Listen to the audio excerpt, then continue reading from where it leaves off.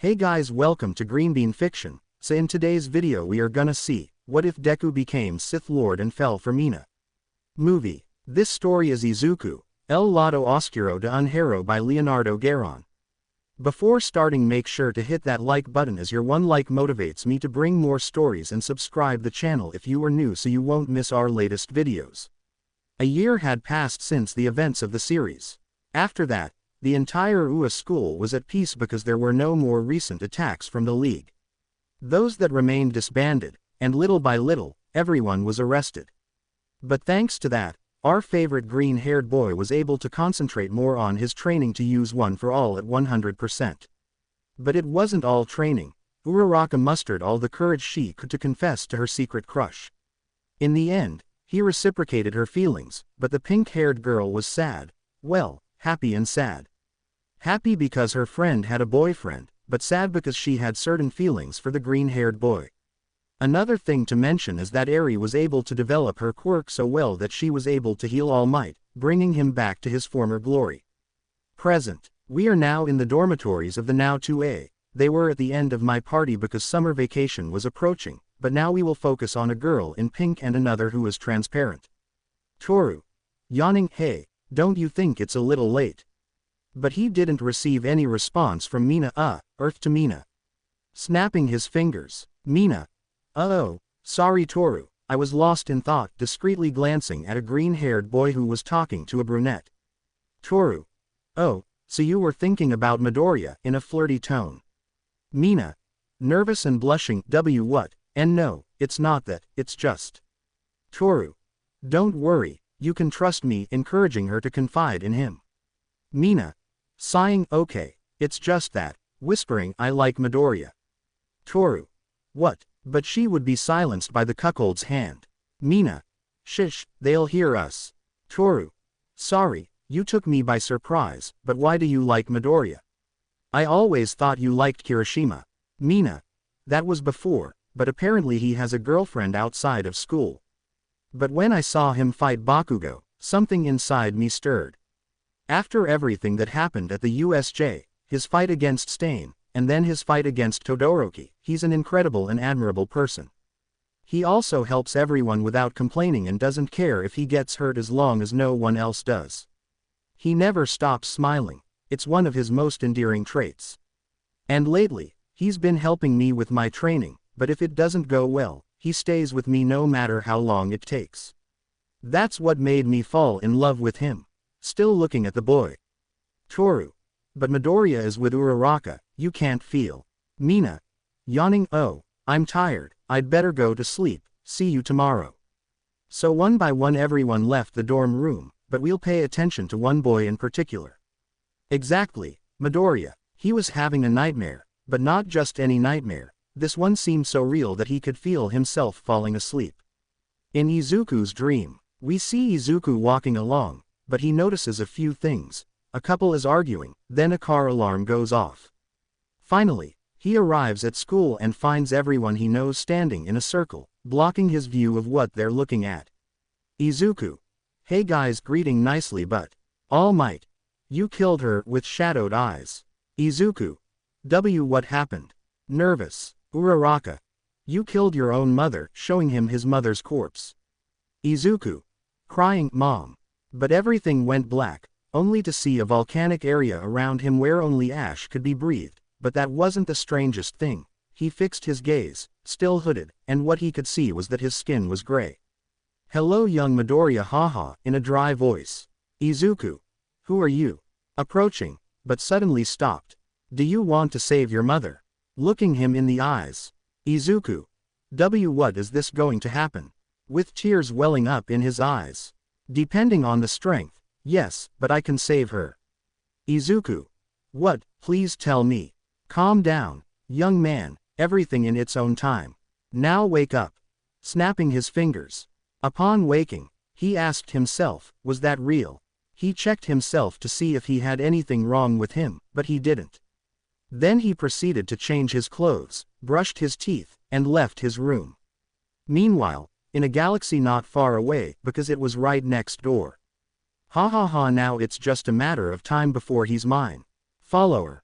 My lord, Why did we have to go beyond the outer rim just to search for a child who?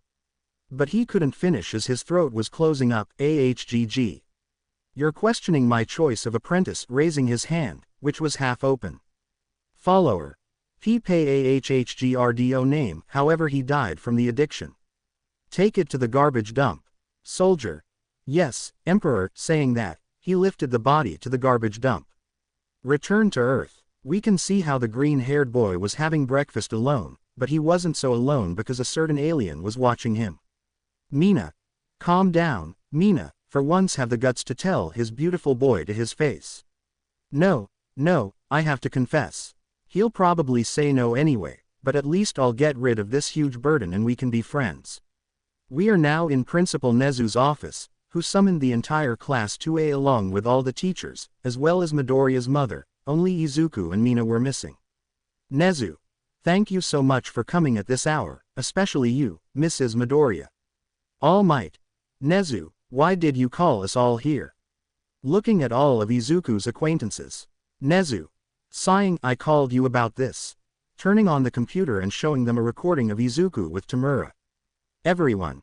What, Uraka? How is it possible that I fell in love with someone like that? Crying. Inko. What are you saying? My son isn't like that. Confronting everyone. All Might. Mrs. Midoriya, that's your son over there. He was the spy. Showing the video again. Inko. No, it can't be. What do you think? Looking at the green-haired boy's friends. Everyone. Silence. Inko. I can't believe it. After all the things he's done for you, you don't defend him. Looking at the blonde boy, and you're his biggest inspiration to be a hero, and you don't trust him. Bakugo. Ma'am, calm down. But he was interrupted by a slap from his mother, causing surprised looks at the action. Nezu. That's enough. Please leave while we talk, okay? Inko. Okay, opening the door. While with Izuku, he was still thinking about what he dreamed, not a nightmare about his mother dying and that fire next to that old man. Izuku. Is that dream real? But he would be interrupted by a hand on his shoulder. Oh, hello Ishido. Mina. Hello Midoriya, good day, blushing. Izuku. Good morning Ishido, noticing her blush, are you sick or something? Getting up and touching her forehead. Mina. And no, thank you for worrying, I just wanted to ask you something, playing with her index fingers. Izuku. What's up, Ishido? Curious. Mina. Well, I wanted to ask if you wanted to go out with me, nervously and speaking very fast, if you could go out with me later. But they were interrupted by two calls coming from their cell phones. Each of them picked up their phone and answered. Izuku. Hi mom, what's up? Inko. Sniff, son, tell me you're not the spy, sniff, crying at the news. Izuku. Mom, what are you talking about? Intrigued by what she said. Inko. Everyone's saying you were collaborating with the League of Villains, please tell me that's not true. Izuku. No, mom, I would never do that. While with mine. Mina. Hi, what's up? Kirishima. Mina, please tell me you're not with Midoriya, angry and worried. Mina. Yes, I was just about to ask him. She would be silenced by what she was about to say. Kirishima. He's a traitor. He was with the League of Villains. Get out of here. Mina. What? No, there has to be a logical explanation for this. I'll go talk to him. Hangs up. Kirishima. Wait, he would be silenced by the sound of beep, damn it, I kidnapped Mina. All Might. So if he's the traitor, why did I have to trust someone like him? I'm going to find him right now. Having said that, he left, leaving behind a mother arrested for conspiracy to call the boy. Now we return to our protagonists. Mina. Midoriya, it's true, seeing Izuku in a trance. Midoriya, Izuku. Shouting at him. Izuku. Mina, what are you doing? Mina. With tears in her eyes, it's true that you're the traitor. Izuku. No, Mina, I'm not. Look at me, looking into those yellow irises. Do you think I would do something like that after everything we've been through, from the USJ attack until now? Did you really think I was capable of that? Mina. Oh okay, I believe in you, but we have to leave quickly. Maybe I can hide you until it's proven. But they stopped talking as they heard an object moving at top speed until they could make out the figure, which was the symbol of peace, but it wasn't alone, it was accompanied by Bakugo. Nobody asked him to accompany it, he just wanted to see this for pleasure. All Might. Young Midoriya, you are accused of treason, he said this while holding a doll that would scare him more than Satan. Izuku. But I didn't do anything. Bakugo. Shut up, you piece of shit. Hitting him without the explosions. Mina. Izuku. She was going to help him, but a giant arm separated the green-haired boy from her. All Might. Leave him alone, Midoriya. We have your mother here. Look, showing how all the former colleagues entered the room, with an Inko in handcuffs. Izuku. Mom, looking at the blonde boy, this has nothing to do with it, leave her alone. This is what the old man meant. Uraka. Izuku, we're done. I can't believe I once fell in love with a disgusting villain like you. Izuku. You Uraka no digas eso, yo nunca. But he would be silenced by the blows of his companions. They were in a circle kicking him. In the background the screams of Mina could be heard until he heard a voice. Unleash all your fury. Upon hearing that voice again, she felt something inside her that she couldn't explain, but it had to come out. Izuku. Enough. As he said this, he raised his hands, only to push everyone away thanks to his strength. However, his mother was also caught in the crossfire. Izuku. Mom. His mother was killed because she hit the wall hard, forgive me, hugging her, but they grabbed him from behind and threw him to the ground. All Might. You killed her. Izuku. I didn't mean to. He would be kicked by Uraka. Uraka. Shut up, scum. She's dead because of you. Izuku. No, it's not true. Jumping with OFA. All Might. Young Bakugo, quickly help me bring justice. Bakugo. Finally, I agree. Thus they both began a chase that led him to the forest of Kamino, not the planet of clones. Izuku was already tired. He could no longer use OFA because he had used up all his energy and could barely walk. Izuku. Leaning against a tree and sitting down, why is this happening to me? I just wanted to be a hero. What do I do now? Bakugo.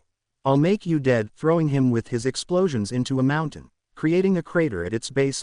He could barely stand, and thanks to that explosion he suffered very serious burns on his chest and the lower part of his mouth. Izuku. Kac. Every time he spoke, he spat blood from his mouth and his throat burned. Bakugo. Hora de morir, maldito Deku. Shine. As he said that, he created a huge explosion from his palms that was so powerful it disabled the entire mountain, causing a landslide that covered Midoriya's body. All Might. Arriving, young Bakugo, what happened? Bakugo. He tried to kill me and I had to defend myself. All Might. Sighing, I understand very well, young Bakugo. You will be rewarded. Some time later, we were still in the same scene, the rubble was still there, but there was a small difference. Two guys dressed in white and red armor were accompanying a hooded guy who was laughing like a madman. CT. My lord, I'm sure it's here. Emperor. Of course I still sense his presence, but it is very weak. Prepare the medical team in the operating room. Now we see the whole class talking about the recent situation until a certain green-haired girl woke up. Inko. What happened? Looking around until a pink-clad girl approaches. Mina. Crying, Mrs. Midoriya, they pointing at them, killed Izuku. Inko. What? It can't be my baby. Crying her eyes out, and Mina trying to comfort her. But he would soon be surprised when a disc-shaped droid appeared in the middle of the room, drawing everyone's attention.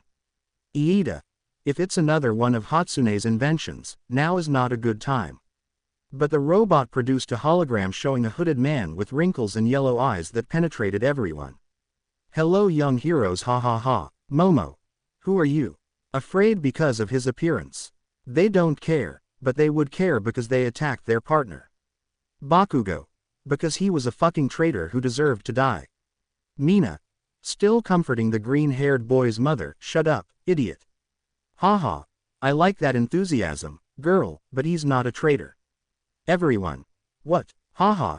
Yes, I created that video, just so you guys would take the bait and I could claim it. All Might. Wait, what does claim mean? Fearful and intrigued by what he did. He's mine now. If they had arrested him it would be more difficult, but since they buried him alive it will be easier to take him. Everyone. He's alive. Inko. Please don't take him away. Crying. Haha. I don't think so, and I'll make him pay dearly for letting himself be captured. Everyone was already in shock, some regretful, others crying, but one rat asked. Nezu. What will he do with Midoriya? Easy. I'll turn it into the perfect weapon, ha ha ha. Everyone was already scared by the guy's macabre laughter, but one man would ignore him and another girl would break the droid with her acid. Mina. Frantically hitting the robot, overcome with anger. All Might, what are you waiting for? Stop it. All Might. SC. Khan Palpatine. Now the clones are carrying a badly wounded Izuku, who could barely speak, on a stretcher to the Emperor's personal ship, until they saw an individual approaching at top speed. CT. Sir, something is approaching, checking with the radar. Palpatine. Don't worry, I'll take care of it. Take him to the ship quickly. The Sith was walking along confidently while a green-haired boy watched the whole thing. Izuku. What's going on? Why is the old man leaving, and who are these guys? I'm scared. He said the last part desperately, but with a little confidence because he heard that he was going to cure him. All Might. Visualizing Sidious, you did all this, didn't you? Palpatine. Indeed, after leaving this primitive planet, he will no longer be your apprentice in that pathetic One for All. Now he will be my apprentice in the dark side of the Force. All Might. No, I won't allow it. He then lunged at him, but what he didn't expect was that he froze. Palpatine. Hee, don't worry, I'll train him very well. As he said this, he shot blue beams from his palms that hit All Might, transforming him into his civilian form and knocking him out instantly. Time skip. We now see that the young Midoriya was unconscious in an operating room and a medical droid was administering anesthesia, for the following. Doctor. Emperor, you are in grave condition. Emperor. Tell me the details, intrigued because if he died, he would have no apprentice. Doctor. His lungs are collapsed, his legs and left arm are completely broken, and his vocal cords are severely damaged. If we put him in a Bacta container, he will be able to recover in at least 6 months. Palpatine. No, interrupting the droid, replace their broken limbs and give them robotic prostheses. Also, a portable ventilator. Doctor. Understood. But why? Palpatine. It's simple. This way, he'll never forget that scene when all his loved ones betrayed him, and he'll forever retain the feelings of that moment. Frustration, fear, sadness, and anger. And thanks to this surgery, it will be a perfect reminder. Doctor. Doesn't understand anything. Understood. They proceeded with the surgery, first by dissecting his legs and bones, replacing them with robotic ones connected directly to his nerves. They performed the same procedure on his left arm, and finally opened his chest to insert a small machine that helps pump blood and oxygen in and out. Lastly, they inserted an artificial larynx and fitted him with a mask to help him breathe through his nose. Time skip. Izuku. Waking up but with great pain in his body. W. Where am I? Noticing his own voice. W. What happened to me? Why am I dressed like this? Looking at himself in a mirror. Palpatine. I see you've awakened, appearing from the shadows. Izuku. What did you do to me? Looking at himself and noticing that his voice had become somewhat robotic. Me. Imagine Darth Vader's voice from Rebels. Palpatine. I'm sorry, there was no other option, but if we did nothing you could die. Izuku. I understand, at least you were able to save my mother. Looking at him fearfully. Palpatine. I'm sorry, but he died by your own hand. Izuku. No, freeing himself from the restraints of his stretcher. No, no. Then, thanks to the Force, everything around the room began to tremble while a Sith Lord watched this maliciously. Now we are in the same situation as in the previous chapter, that is, Izuku transformed into a cyborg due to the serious injuries he suffered after the battle. Izuku. No, no, no. Using his strength to choke Palpatine and berating him for not saving his mother. You said you could save her. However, no matter how furious Sidious was, he was more powerful, so he broke the grip with his strength. He wasn't surprised because this was the most normal reaction for users of darkness. Palpatine. In his fearsome voice he was going to explain, in your brutal anger, you chose a different path and your mother is already dead, not even the dark side could save her, but in her death she had given you a gift. Izuku. What kind of gift? Still in shock from what he said and also from the traumatic experience he had to go through after becoming a machine. Palpatine. The pain, he said it with an aura that frightened the green-haired man a little. Izuku. Pain. Intrigued by what the Sith Lord said. Palpatine. Correct, pain will strengthen you in the dark side of the Force. Let it consume you completely and you will be more powerful than any other. But now decide whether to live with the gift your mother bestowed upon you, or die. He said the last part with a macabre smile. Izuku. He was now backed into a corner because since waking up he hadn't sensed the presence of One for All and now all the negative feelings were overwhelming him. On top of that, all his fury hadn't affected the Sith at all. I decide to live, Palpatine. Very well, but suddenly he began attacking him with powerful force lightning. Izuku. Ah, he felt the lightning bolts pierce his entire body, causing short circuits inside him and inflicting immense pain worse than surgery or breaking bones. There he experienced firsthand the full power of the Sith Emperor, a reminder never to defy his master and that from now on he belonged to him. Palpatine. Good. First lesson, igniting his ruby-colored sword and pointing it at his student's neck. If you touch me with the Force again, do you understand? I will finish what your friends couldn't. Izuku. Yes, master, still in pain and could barely move since he wasn't used to his prosthesis yet. Palpatine. Well, sorry about that, turning off his lightsaber, but hey, relax, after all, I'm your friend, he. I just hope we don't run into each other in this situation. Izuku. What will we do now? Still kneeling. Palpatine. Let's walk for now. Come, we'll go to my private room because, since we're outside the outer rim and Coruscant is far away, it would take us 2 days. Izuku. Wait, standing up, wait means we're. Palpatine. Yes, my dear apprentice, we are on a ship in space and we live in a galaxy far, far away. Izuku. Sorry to ask, but what are you really? Still confused. Palpatine. Excuse my manners, I am Emperor Palpatine, ruler of the newly formed Galactic Empire. Izuku. You're an emperor. Excited and forgetting that just a few minutes ago he was torturing him with his lightning. Palpatine. Haha, calm down, kid.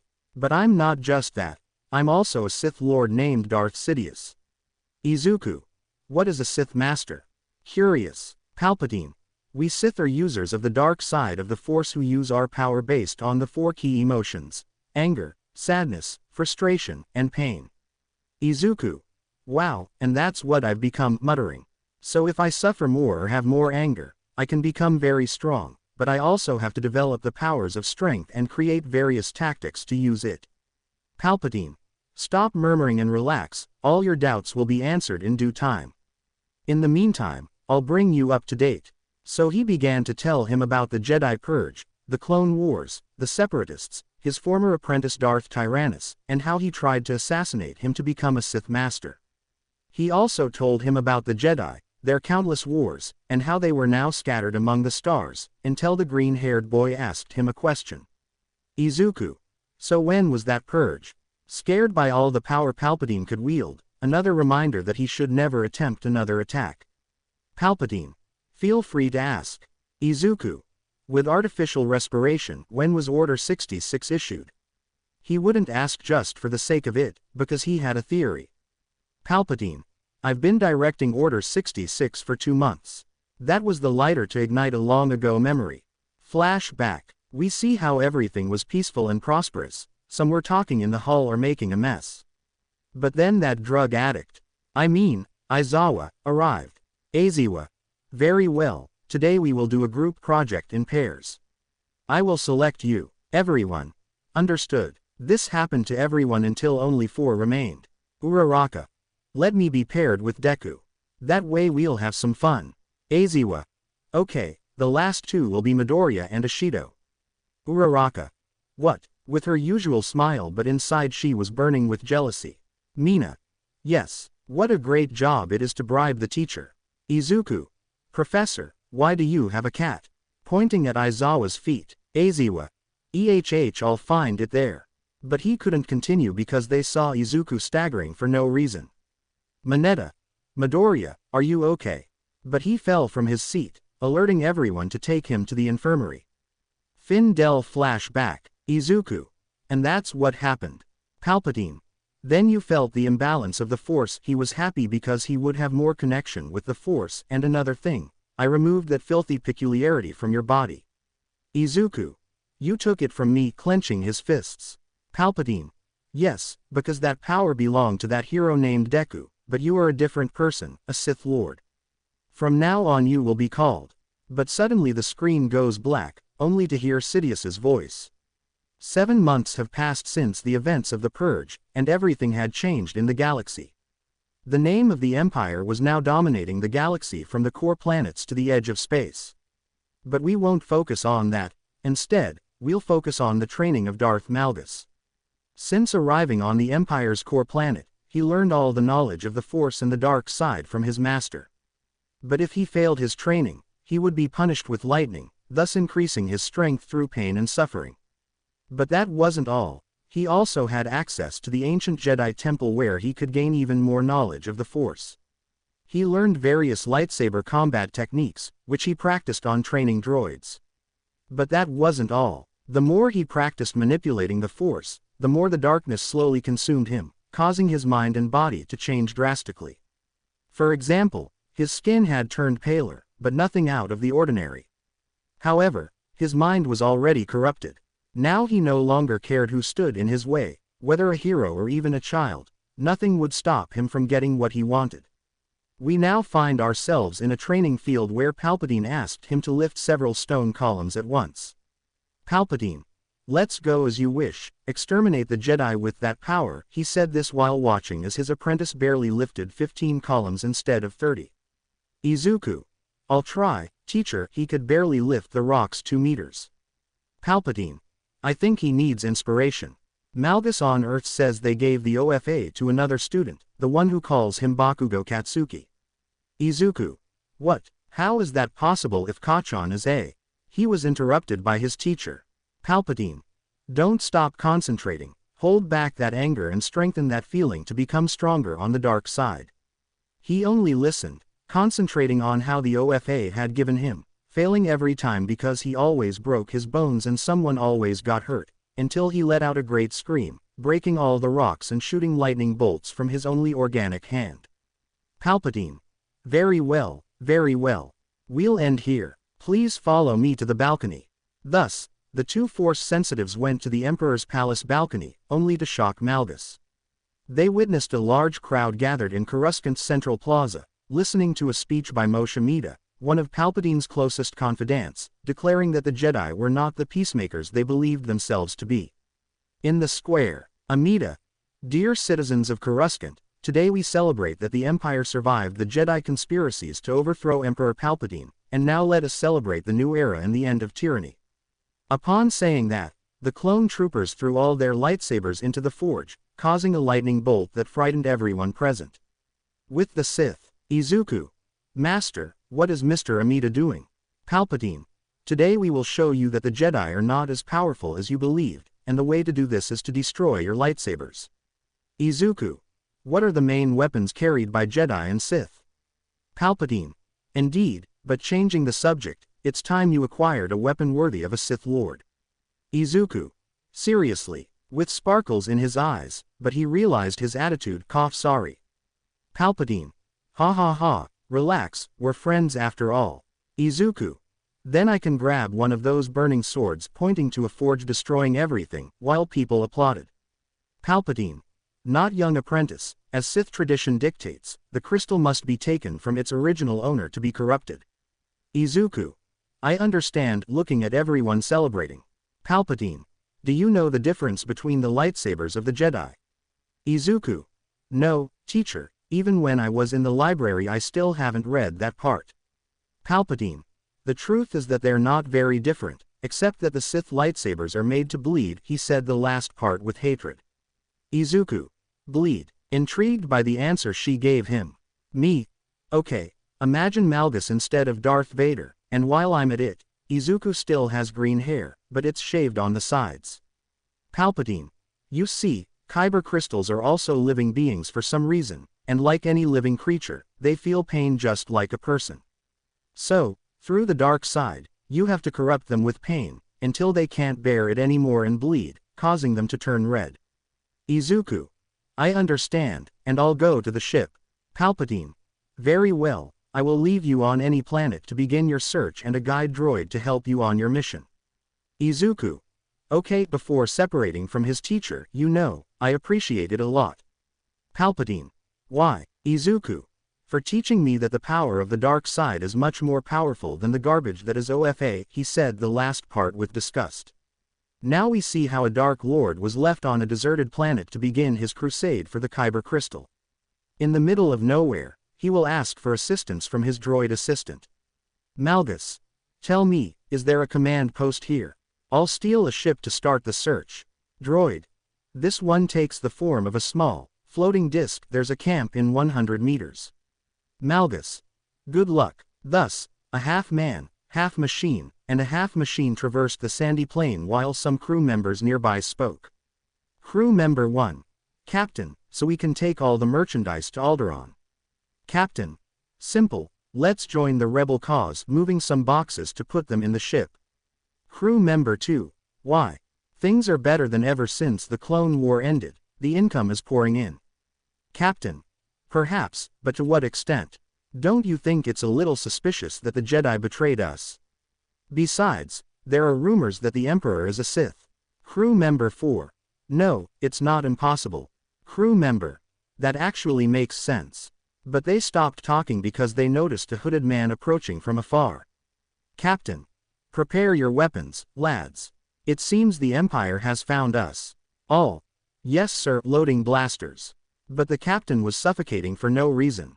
Malgus. Nice to meet you, I need your ship now, and if you give it to me I'll release your comrade, raising his hand. Captain. Shoot. Trying to fight. Everyone. We surrender, throwing weapons on the ground. Malgus. They are very clever, releasing from the grip. Captain. Breathing heavily, fire.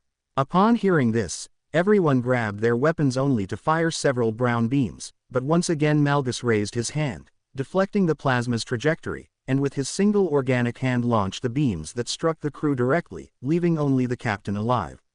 Captain. Crying over the loss of his comrades. No, you son of a bitch, I have nothing left, sniff, kill me, kill me. Malgus. Neutral, you don't deserve to die by my own hand, but...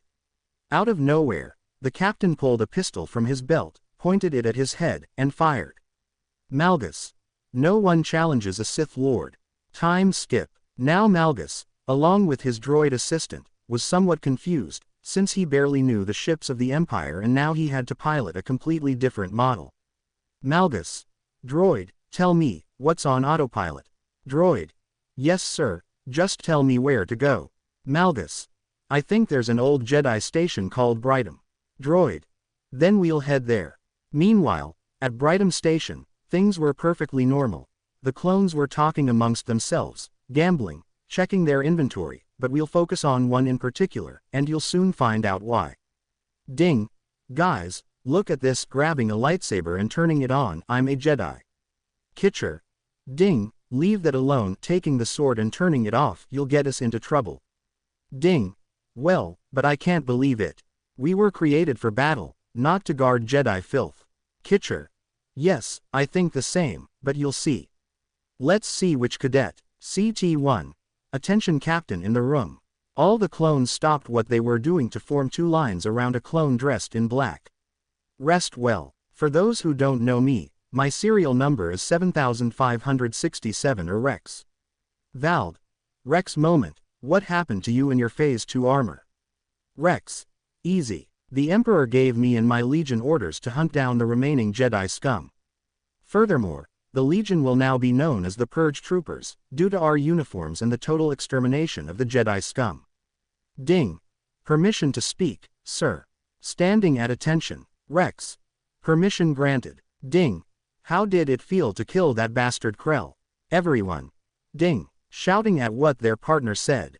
Rex. Hee. Don't worry, I like it. And to answer your question, it felt great, I'd like to do it again. But I won't be running the 501st if. But suddenly an alarm sounded. CT. There's a ship approaching, it doesn't look like one of ours, viewed from the screen. CT2. The Jedi are coming for revenge, take the cannons. Rex. Don't wait, I know who it is. Approaching the control panel. Hello, is anyone here? Please identify yourself. All they could hear was radio static until they heard artificial respiration speaking. Malgus. My name is Darth Malgus and I request permission to land. Rex. Permission granted, land on platform A. Ending call. Val. Rex, how did you know I was coming? Rex. Simple, the Emperor called me. Flashback. We now find ourselves on the 501st Airborne Division's Venator cruiser, specifically in Captain Rex's cabin, cleaning his signature armor, until his hollow communicator beeped. Rex. Hello, who is it? If it's you, heavy metal, I'm going to. Palpatine. What are you going to be? Appearing in a hologram. Rex. Emperor, excuse me, I thought you were one of my comrades. Palpatine. Never mind, I just wanted to tell you that from now on, you will be taking orders from my new disciple, Darth Malgus. Rex. It will be a great honor, Emperor Palpatine. And where are you? Exactly, to meet us. Palpatine. He must be at the Jedi outpost in the middle of the rim. Rex. Thank you very much, remembering that a shipment of 100 boxes just arrived. Another question. Today we received a package, what is it? Palpatine. These are your new armors. You will now be known as the Purge Troopers. Your task is to carry out the total extinction of the Jedi, whom some of us call friends. Rex. You are my lord. Findel flashback. Rex. And that happened. Okay, everyone get into position before General Malgus. Now they stand face to face with their renowned General Malgus. Rex. General Malgus, making all the clones give a military salute. Malgus. Rest well, my master said we would meet but he didn't tell me when. Anyway, it's a pleasure to finally meet you, giving him his hand which he gladly accepted. Rex. The pleasure is all mine, General. Tell me, what do you need to be here? Malgus. I need information on the Jedi who took the Varish vow. CT1. What is that? Ding. It's about them taking a vow of silence and going to a planet so as not to interfere in Jedi affairs. Kitcher. Wow, how do you know that? Whispering. Ding. After being here so long, I should entertain ourselves with something, right? Vald. Hey, be quiet. Malgus. I'm going to the archives to see if anyone took the vote, and then I'll hunt them down. Heading with his droid to the archivist. Rex. Do you need the help of a squad for that? Malgus. No thanks, I'll do it myself, he said while the droid copied the saved files. Droid, tell me the nearest location. Droid. There's a Jedi Master on Aldoulin's moon. Malgus. Okay, put the address on the ship neutral. Rex. General, let me take you. My ship is faster, and besides, we could get to know each other better. Malgus. Sighing, fine, but make it quick. Rex. I won't disappoint you, sir. Malgus. Let's hope not, let's go. So they both went to Captain Rex's ship, which was in Bay B, just to board and take off. So the two of them headed to the moon. While on the moon, we see how an ancient Jedi Master was meditating with the Force, until he felt a disturbance within it. Practice droid. Is something wrong, Master Karak in Fila? Karak. I felt the darkness coming this way, quickly go to the entrance and protect it as we practiced. Droid. Understood. Time skip. Now we see a ship clearing out amidst some hills, only for Darth Malgus to emerge. Malgus. I want you to patrol this area and make sure nobody goes out, understand? Rex. See General Malgus. With that, he took the ship and it took off, leaving the former hero alone against the Jedi Master.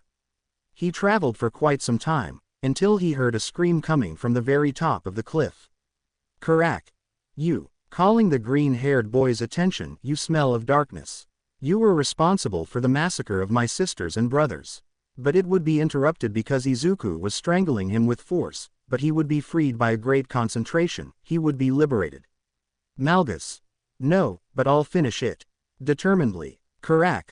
I now declare my vow complete and will avenge all the Jedi killed by your master. If you wish to find me, follow the path.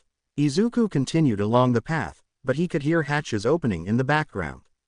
When he saw what it was, he was startled because the Master's droid had released water from a dam near the Sith. Unfortunately, he barely had time to react, being swept away by the wave. However, using his strength, he managed to part the water until it dissipated into the surrounding air. He had recovered but suffered several injuries, including short circuits that caused internal burning, and he also had to remove his cloak because it was uncomfortable when wet.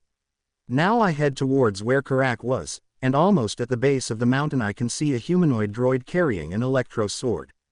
Droid, you shall not pass, but an annoyed Malgus would simply throw him to the bottom of the mountain, destroying him on impact.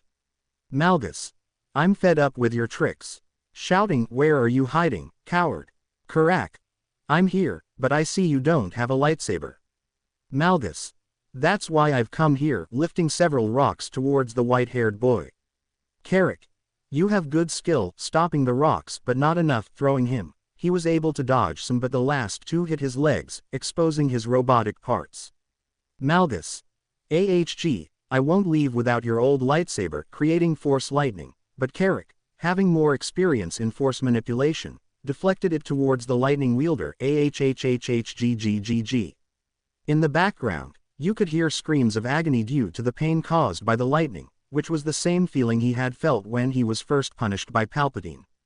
Karak, it's clear you're no Sith master, so I'll kill him myself to bring order to the galaxy and rebuild the Jedi Order. Now it's your end. He forcefully pulls him into the abyss. Time skip. We see how the Jedi Master was on a dam that divided the ocean and the village he inhabited. He headed towards his ship, but suddenly a green beam made his ship explode. Rex. Not so fast, buddy. Yes, guys, he recognized the Force user and saw their intentions, until he turned on the communicator. General Malgus, I've located you. You won't be able to get out. But he didn't receive a response. General. Meanwhile, we see how Darth Malgus was half unconscious but was able to wake up due to the clone's call. Rex. General, are you there? Malgus. I am, where are you? Looking at himself, then sitting down for a moment. Rex. I'm in the town square. The bastard tried to escape, but I stopped him. Malgus. Good job, I'll go there. Turning off the communicator, I can't move my legs, seeing that the metal bones that joined his body to his prosthesis were loose. Then, carefully, with his hands, he grasped both bones to put them in place. When he did that, it caused a great scream that could be heard on the other side. Malgus. Ah, but when he screamed, all the pain was just the fuse for the impending time bomb. But when he stopped screaming, he closed his eyes from the suffering, only to open them and see that his irises were no longer emerald green but yellow like gold. Let's end this. He then saw the same robot that had intervened in his path and snatched his electro sword from him. Time skip. Now Master Karak would be pursued by Rex's ship, which took him to the dam wall, until someone pushed him, almost making him fall. Karak. You again. Seeing that he was very badly worn, with parts of his clothes torn and his robotic parts were in plain sight. Now I will do the world a favor, turning on his green lightsaber. Malgus. Forward, taking a fighting stance with his sword. So they both started running, only to hear the sound of both weapons clashing together. They were exchanging thrust after thrust, demonstrating each other's swordsmanship skills until some security guards arrived trying to calm the situation. Guard. Please kneel and turn off your weapons.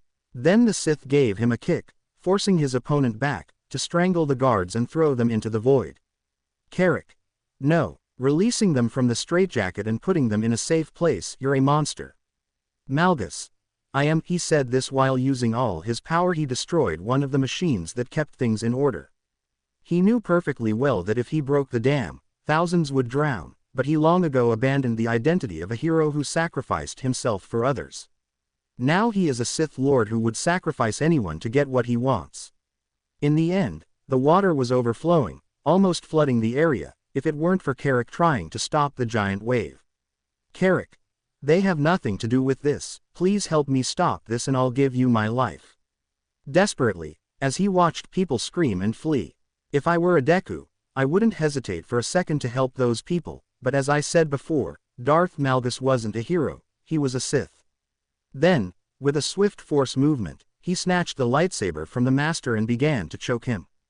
Karak. Please kill me, but save those people. While looking at the horizon. But he would be silent because Malgus broke his neck causing the crack, and he would have a strange feeling, but it felt good to feel the fear, the despair, and the lack of hope. Now we find ourselves back on Rex's ship with the Sith who has the final mission to become a Sith Lord. Rex. General, why do you want to go to Mustafar? Malgus. The Emperor requested that I come here for a special matter, remembering. Flashback. We see the same scene. The city was in doubt. Screams of terror dominated, only after that the same support droid appeared. Malgus. Is something wrong? Seeing how the robot approaches but stops only to play a recording of his master. Palpatine. Good, good, haha, clapping. Now that you have another's lightsaber, all that remains is to corrupt it so that it becomes a weapon worthy of a Sith. And there is a special place connected to the darkness, it's called Mustafar. Findel flashback. Now he had everything he needed, all that was left was to corrupt the crystal and that would be it. But he's going to realize that it won't be as easy as he thinks. When Rex landed, he asked him to take care of the ship while Malgus left the ship and noticed something. Malgus.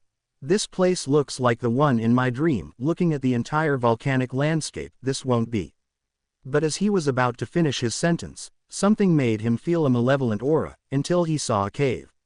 The closer he got, the more he felt the darkness surrounding him, perhaps because this planet had a connection to the Sith. When he entered the cave, he saw drawings and hieroglyphs in the Sith language. The more pain you have in your heart, the stronger you will be on the dark side. That's what it said on the wall. I could barely decipher it, but it was more or less what it meant. After going further in, I saw that at the end of the path there was a rock shaped like an altar. Malgus. It must be here. Saying that, he proceeded to dismantle the lightsaber of the fallen Jedi, and then remove the emerald crystal. You will succumb to the power of the dark side. Saying that, he combined the powers of the Force with his toxic feelings to begin corrupting the crystal, but it resisted until it caused an explosion, leaving Malgus stunned. 5 minutes later, Izuku opened his eyes and the first thing he saw was the glass, which still had its original color, but he felt different. He no longer felt anger or rage. He only felt regret. Deku. What have I done?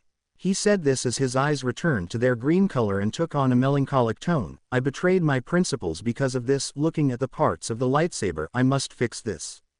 Having said that, he reassembled his lightsaber and prepared to return to Coruscant. Time skip. Now we see Darth Sidious sitting calmly in his office until the green-haired man arrived. Palpatine. My dear apprentice, tell me, did you make the crystal bleed? He said this with a sadistic smile that marked his face. Please, let me see. Deku. He didn't answer, but he did activate his lightsaber, revealing the jade plasma. Palpatine. This is treason. Igniting his lightsaber. With that, he leapt from his chair towards his former apprentice, clashing their lightsabers and producing the sound of the clash. Palpatine. What a waste of potential. I should have let you die. He said this while launching multiple attacks that were blocked by Deku. But Izuku, with a swift movement, snatched Palpatine's sword, using it against him and slashing him in an X shape, leaving behind the corpse of a dying Palpatine. Deku. Before leaving, he looked at him from behind. I agree, what a waste. That was the last thing he said before leaving the room. After that, he asked Rex to leave him alone with the ship. Rex agreed, though he didn't know he had killed the Emperor. Then he entered the hyperspace coordinates to return home. Meanwhile on Earth, we can see how Class 2A was returning to their respective dormitories until a certain blue-haired boy spoke up. Iida. Guys, stop for a moment making robotic movements. Zero. What's wrong? Uraka. Over there, said the brunette, seeing a hooded man standing in the entrance. Shoji. Who is he? Intrigued by the appearance and the tension emanating from that guy. Iida. Please remove this. This is a place only for UA Academy students. He said it in a threatening way that had no effect. But the being took a step forward only to remove his hood, revealing the mane of a dying Izuku. Everyone.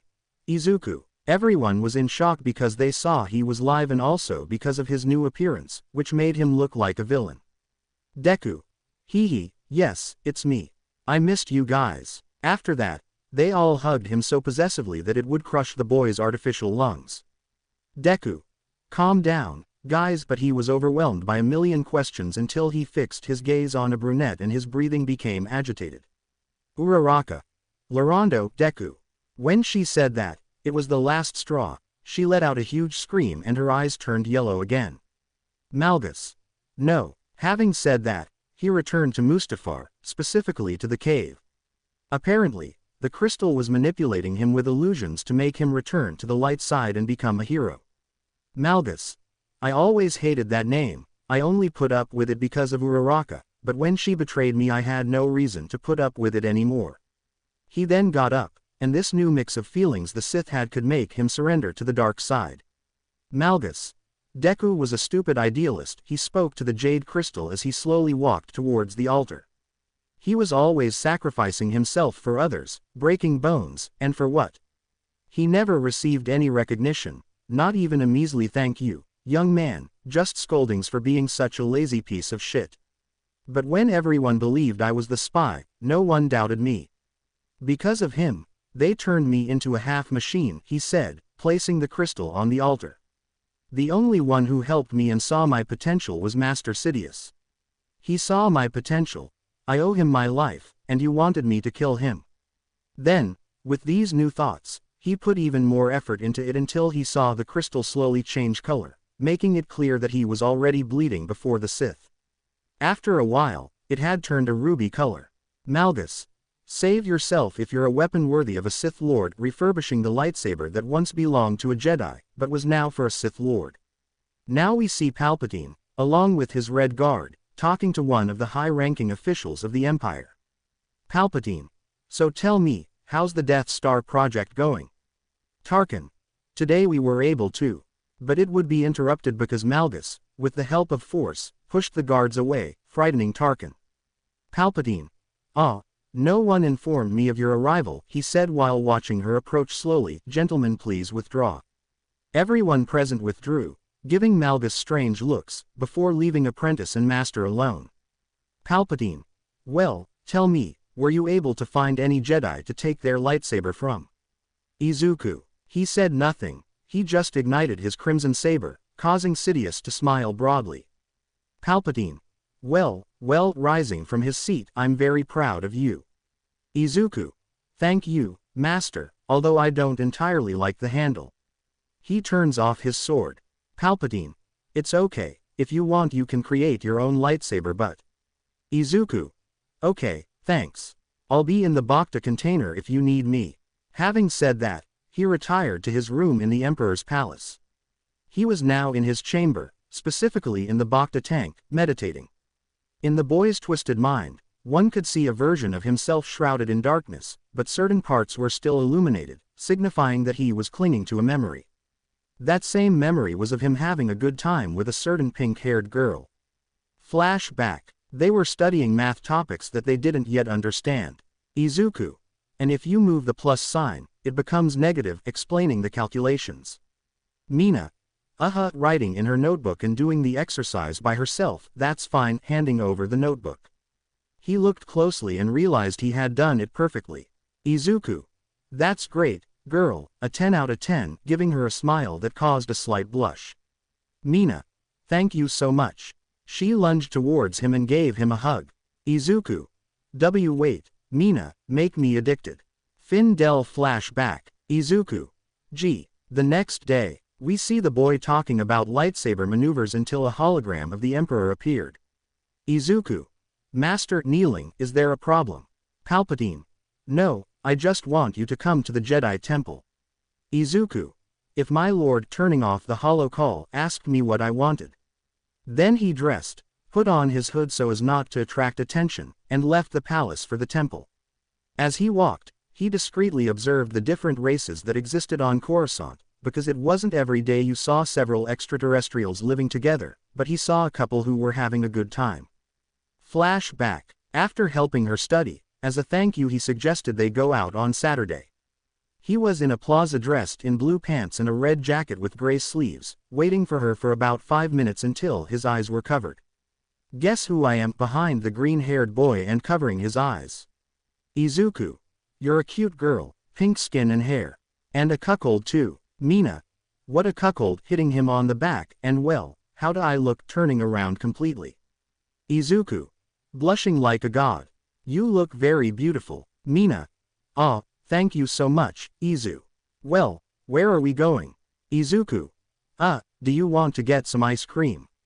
Pointing at the ice cream cone. Mina.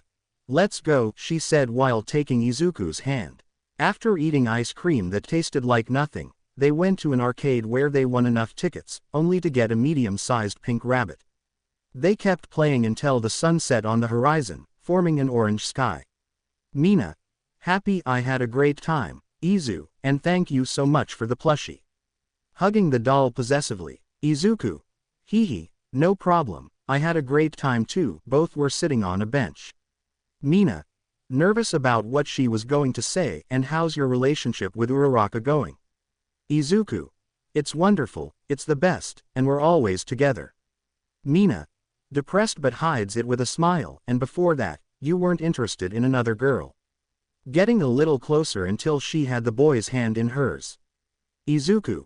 Well, I guess not. I wasn't thinking about having a relationship. I had to focus on my training, but I always admired Uraka for not giving up. Mina. So if another girl confessed to you, you would have accepted? Looking him in the eyes. Izuku. Looking at the sky, it's getting late, we better go back. Mina. Okay. Time skip. After they left, they were on the girls' floor with you guys in Mina's room. Mina. Thank you for this great day, we should do it again tomorrow. Izuku. I'd love to, but I'm going to Uraraka's house. Mina. Oh, okay, good luck with that. Kissing him on the cheek, that's all for today. Then she gave him a light punch. And it's for calling me. Findel flashback. Izuku. Hee, cuckold touching his cheek where he kissed her, but then opening his golden eyes. How could I have been so blind? But what he didn't realize was that he had already arrived at the Jedi temple. He went straight inside to see his master. Izuku. You wanted to see me. Waving and bowing. Palpatine. Yes, calm down, I just want to talk. Besides, I was bored. Come on, let's go for a walk. Izuku. Okay. After the brief flashback he had with Mina, Izuku felt strange, and this did not go unnoticed by his teacher. Palpatine. I detect distress, is something wrong? Izuku. Nothing, teacher, but can I ask you a question? Palpatine. Dime. Izuku.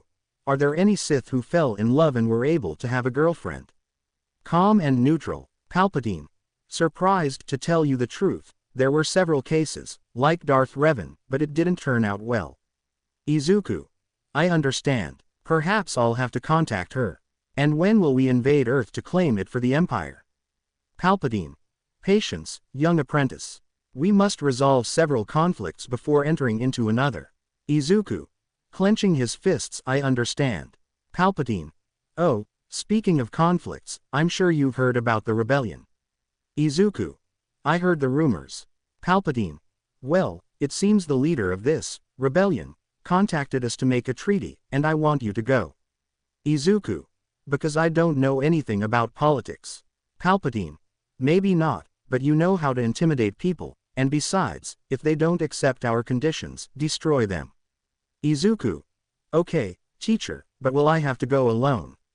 Palpatine. Some of your legion will accompany you on a cruiser-class ship. The negotiations will take place on a moon.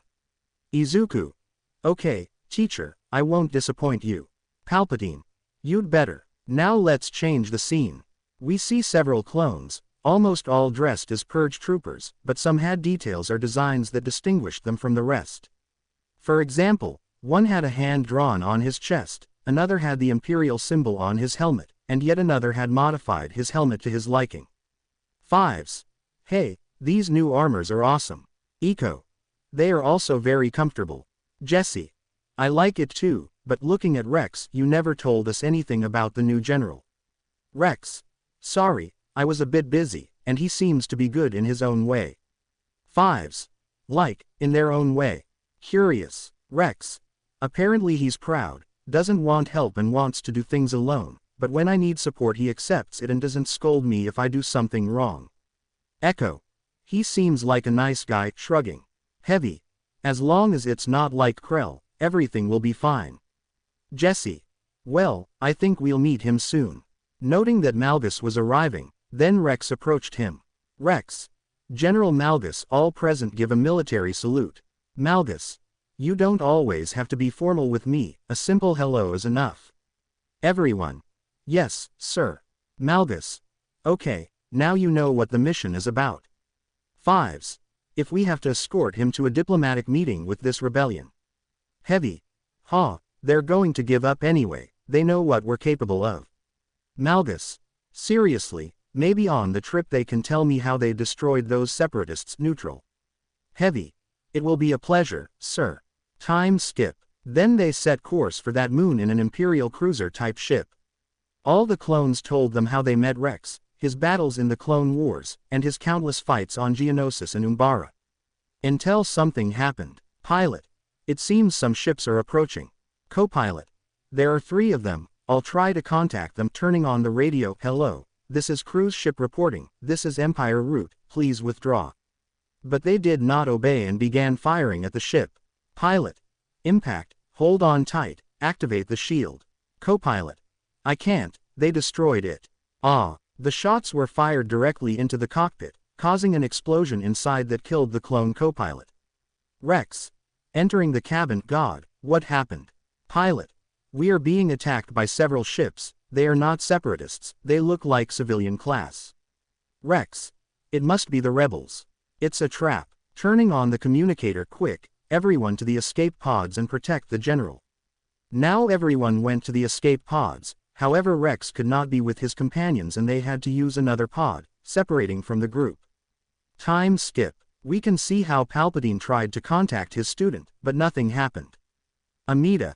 Is something wrong? Palpatine. Nothing, except that my apprentice must pass one more test. Amida. Which one, my lord? Palpatine. He must not have mercy, he must be an unstoppable killing machine. Now let's go back, everyone's alright. Well, there were a few casualties, but nothing happened to our main characters. Fives. Everyone is fine, General. Malgus. I'm fine, but I have a feeling we're going to fall into another trap. They all looked at each other worriedly, until the Sith spoke. Malgus. We need to find Captain Rex and make an emergency call. Arm yourselves in case of any problems. They all obeyed and armed themselves to the teeth. Heavy. I'm ready. Starting his machine gun. Echo. A great weapon doesn't make you a great man. Heavy. Yes, yes, after this we'll decide who will be great. Jesse. Gentlemen, we have problems. Looking at the inventory. It seems our communicator is broken. We should locate Rex's capsule. Luckily, I was able to find it. Malgus. Well done, we'll follow you. Jesse. Yes, sir. Taking the lead of the group and they began the journey in this inhospitable place. Meanwhile, we can see 2 clones who spoke, their eyes only to see that they were tied up on a hill. Rex. He played dead and turned on his locator, which was on his bracelet. SSS. You're awake. SSS. Rex. Where are you? Who are you? Call me Bosk. Rex. I know you, you used to work for Jabba the Hutt and the Separatists. Bosk. Correct, but now I fight for the rebellion, of course for credits, and now I need the rest of your friends to close the deal. But the clone started laughing. Rex. You seriously think you're going to capture my brothers and the general? Bosk. You'll be dead if you face Malgus. Bosk. I'm not afraid of him. Reloading his weapons. Rex. You should. I know what he's capable of. He won't stop until he rescues me, and pray you have a quick death. Now we see our favorite group inspecting the Rex escape pod, but there was nothing there. Fives. There's no trace of Rex or the pilot here. 7. Echo. That's strange, the protocol dictates that they should always stay in position. Heavy. Hey, look at this, pointing at some footprints. I think someone took it. It might be a Trandoshian or a native of here. Malgus. Good job, Lieutenant Heavy, following the trail of footprints. Heavy. Thank you, General. Jesse. Hey, stop talking and look at this, lying on the ground and speaking in a low voice. Echo. What's wrong? In a low voice. Jesse. Look, putting on her binoculars. Echo. Oh, indeed, he was looking at a group of 40 men who had a walker in their possession, located at the very bottom. Fives. Damned wretches, and on top of that they took a prototype of the new vehicles. Jesse. And we only have one rocket left. Malgus saw this. Not only had they tried to kill him, but they had also stolen property from the Empire. Malgus. I'll take care of it, making his saber known. Echo. General, I wouldn't even think of facing that whole platoon, standing up. Malgus. They don't stand a chance, besides, I have you guys and you'll know when I need help. Having said that, I jump off the cliff only to land on the walker, decapitate the driver, and get out of the driver's seat. Soldier 1. What was that? Seeing the walker falling, suddenly, without warning, they all felt like they couldn't breathe, only for 20 of them to die. Khan Bosk. Bosk. Turning on the holo communicator and they were able to find the rest. Officer. We're under attack, please help. But the last thing the lizard saw was the officer being pierced by a red lightsaber before it went out. Rex. You see, nothing will stop him. Bosk. We'll see about that. When he said that, he pressed a button on his wrist. With Malgus, he didn't let anyone get away. They all fired, but he either deflected them with force or blocked them with his lightsaber, and the clones saw it all. Fives. He's tearing them to pieces, haha. Heavy. What a shame, I wanted some action, sad. Echo. Gentlemen, don't celebrate just yet, serious. Everyone. Why? Echo. Droidekas are coming there. It was true, there were at least 10 trucks heading towards Malgus. Jesse. The general is very busy, he won't see it coming. Fives. I think I know how to fix it, looking at an obelisk. Now Malgus would lure the rest of the soldiers in, then turn his sword and decapitate them all. Suddenly, the droidekas appeared behind the Sith and began firing at him. He blocked all the shots with his lightsaber, but when he tried to return them, the droids' shields prevented him. Fives. Fire. Pointing at the obelisk, Heavy then fired the rocket, collapsing the obelisk and causing a landslide that destroyed all the droidekas. Everyone. Yes, shouting, Jesse. Good shot, Heavy. Thanks. After that they decided to follow the trail of footprints along with a tracking signal. When they were close to the location the green-haired one gave a stop signal. Everyone. What's going on? The clones asked. Malgus. I detect 2 presences, one may be Rex, the other I don't know. I'll go alone from here, you make sure no one comes. Fives. Yes sir, walking to make a perimeter of 5 meters I want a group of 2. After that, Malgus went off on his own. After wandering through the forest for several minutes, he felt as if he were being watched until he heard a gunshot in the distance. With a swift movement, he disintegrated the plasma with his palm. Malgus. Where are you? If you reveal yourself, I swear you will have a quick and painless death. Bosk. You're very sure, appearing in one of the trees, if you kill me, your partner will too. He said this because he had a detonator. However, Malgus didn't care, using nothing more than the extrangular force against the Trandoshan until he was next to him. Malgus. Now tell me where Rex is. He said this while holding his throat. Bosk. I'm not afraid of you, Jedi. Malgus. Don't compare me to them. Tightening his grip, I am a Sith Lord. Then, by manipulating force, he began to tear and rip at her muscles, causing her unbearable pain. Bosk. AHHHGGG. Malgus. If you want me to stop, just tell me the location of your ship and your buyers. Bosk. Oh okay, they're leaders of the rebellion and 2 others who wanted you dead. Writhing in agony, Malgus. Tell me those names. Bosk. Dreon and Nissan and Boyo Bopekt. My ship is also on a hilltop north of here. Malgus. Thanks for your help. Saying that, he snapped his neck just like that now to find Rex. After another walk, he was able to see the captain. Rex. General, over here. Upon hearing this, the green-haired man came to his aid, freeing him. Thank you very much, General. Malgus. You're welcome. Turning on the communicator, I've already located Captain Rex. Come back and I have a bounty hunter's ship. Everyone. Understood. Rex. Wait, have you already run into Bosk? Putting on his helmet. Malgus. That's right, and he even told me the names of his buyers. Do Dreon and Nissan and Boyo Bopekt ring a bell? That left the clone speechless. Is something wrong, Captain? Rex. Sorry, it's just that those names belong to high-ranking officers of the Empire. Malgus. So there are spies inside the Empire. He said it angrily. Rex. How can this be? They'll pay dearly for this. Malgus. You're right, Captain, it's time to go home. This doesn't sound familiar at all. Suddenly they're saying the traitors are from their own ranks. Now Malgus is going to suffer the same fate as him. Now we see our favorite antagonist in the Emperor's office talking about what happened to her and the clones. Malgus. Master, let me personally exterminate those traitors and bring back their corpses. Palpatine. Haha, that won't be necessary, my apprentice. You may enter now. Then the Red Guard brought in 2 high-ranking officers. I took the liberty of bringing them for you. Officer. Please don't kill us, I just got promoted and I have to support my pregnant wife, crying uncontrollably, every word representing desperation. Officer 2. I was threatened. They had my brother as a hostage, Emperor, and I didn't want to do it, with fear in his words that both Sith felt and enjoyed more than the other. Emperor. Don't worry, I won't kill them, reassuring the officers. He will, pointing at Malgus. Officer.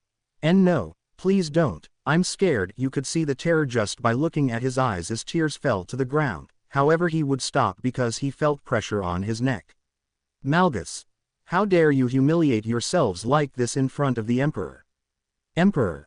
Very well, let your hatred flow within you and do not waver. Malgus. Forgive me, Master, delivering the coup de grace with his saber, killing them both. Emperor. You didn't hesitate for a second, but doesn't this remind you of something? He said the last part mockingly. Malgus. If you're trying to make me feel like a hypocrite, you're failing.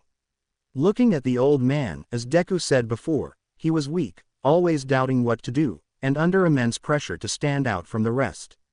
But I'm not him. My name is Darth Malgus, a Sith who doesn't hesitate to kill, without remorse, and I will show no mercy to anyone who gets in the way of our plans. Palpatine. Haha, well said. Now we'll concentrate on eliminating this resistance, and then we'll go to your planet and conquer it for the Empire. Malgus. Kneeling, yes, my master. After that, the two went to a conference where all the admirals and commanding officers were gathered. Palpatine and the green-haired man were on a stage near the Coruscant headquarters. Emperor. My loyal soldiers, today I must tell you that 2 of our own have betrayed us, leaving several perplexed. They were working for this new resistance that is forming. So I tell you this. We must summon our courage and destroy all the threats that this represents to our galactic empire. It is also possible that the survivors of Order 66 are still alive and have joined them. Everyone was raising their fist in victory, but an officer dressed in gray said. Officer. But if the Jedi aren't evil, drawing the attention of his companions and the 2 Force sensitives, the Jesuses I know were always good and honorable, perhaps there was a condition. Malgus. Who could no longer bear the officer's words, you're calling the Emperor a liar. Shouting at and scaring most of them. Officer. With all due respect, I've been here for over 5 years, before the Empire was formed, and you haven't even been here a year. While he was scolding him, this was seen by 2 CRA clones. Rex. Ha, honorable ones, if Krell used us as cannon fodder and saw us as lab rats leaning against the wall with his arms crossed. Fives. You're right, but don't you think it's strange that he appears out of nowhere? Looking at his partner, Rex. To be honest, it does intrigue me, but at least he treats us with dignity and like real men. 5. Should we ask him? Taking a few steps, but is stopped by Rex. Rex. It's your moment, brother, grabbing his shoulder. Back with Malgus. Officer. I think we should make a treaty with the Jedi so that he can return. But his body felt as light as a balloon. Malgus. Do you doubt the Emperor's decisions? Perhaps these subjects need an example so they will no longer challenge our Emperor. He drops him, killing him on impact.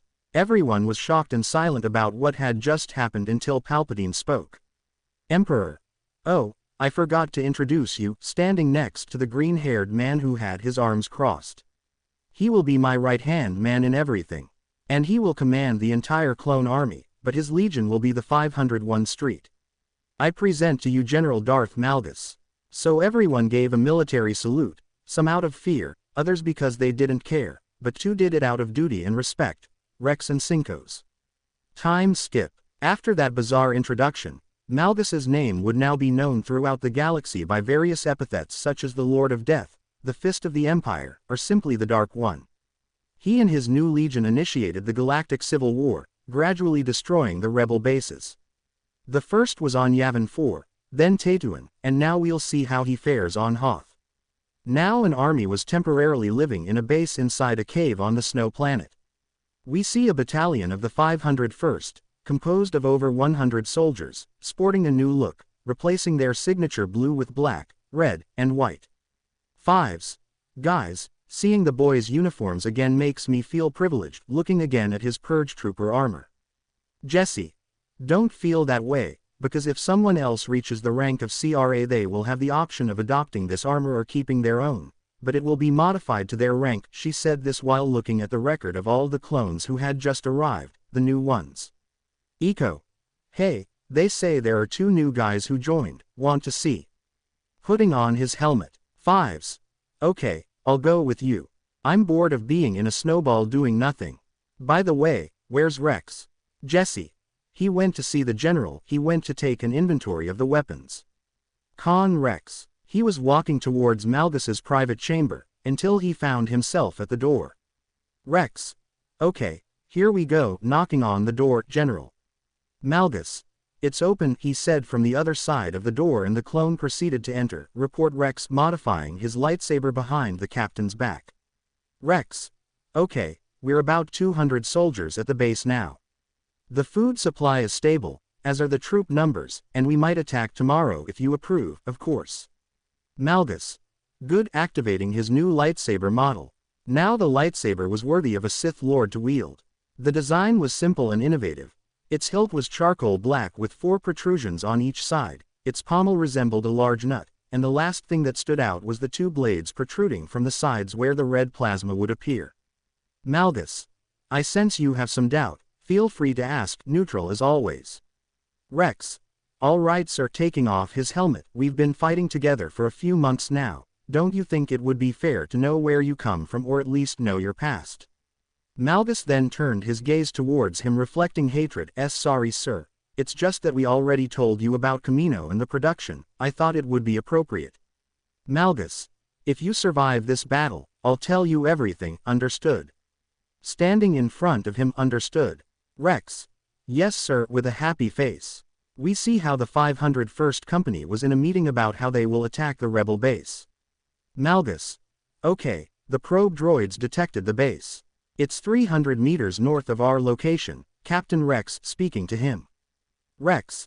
Thanks, activating the hologram showing the exterior of the base.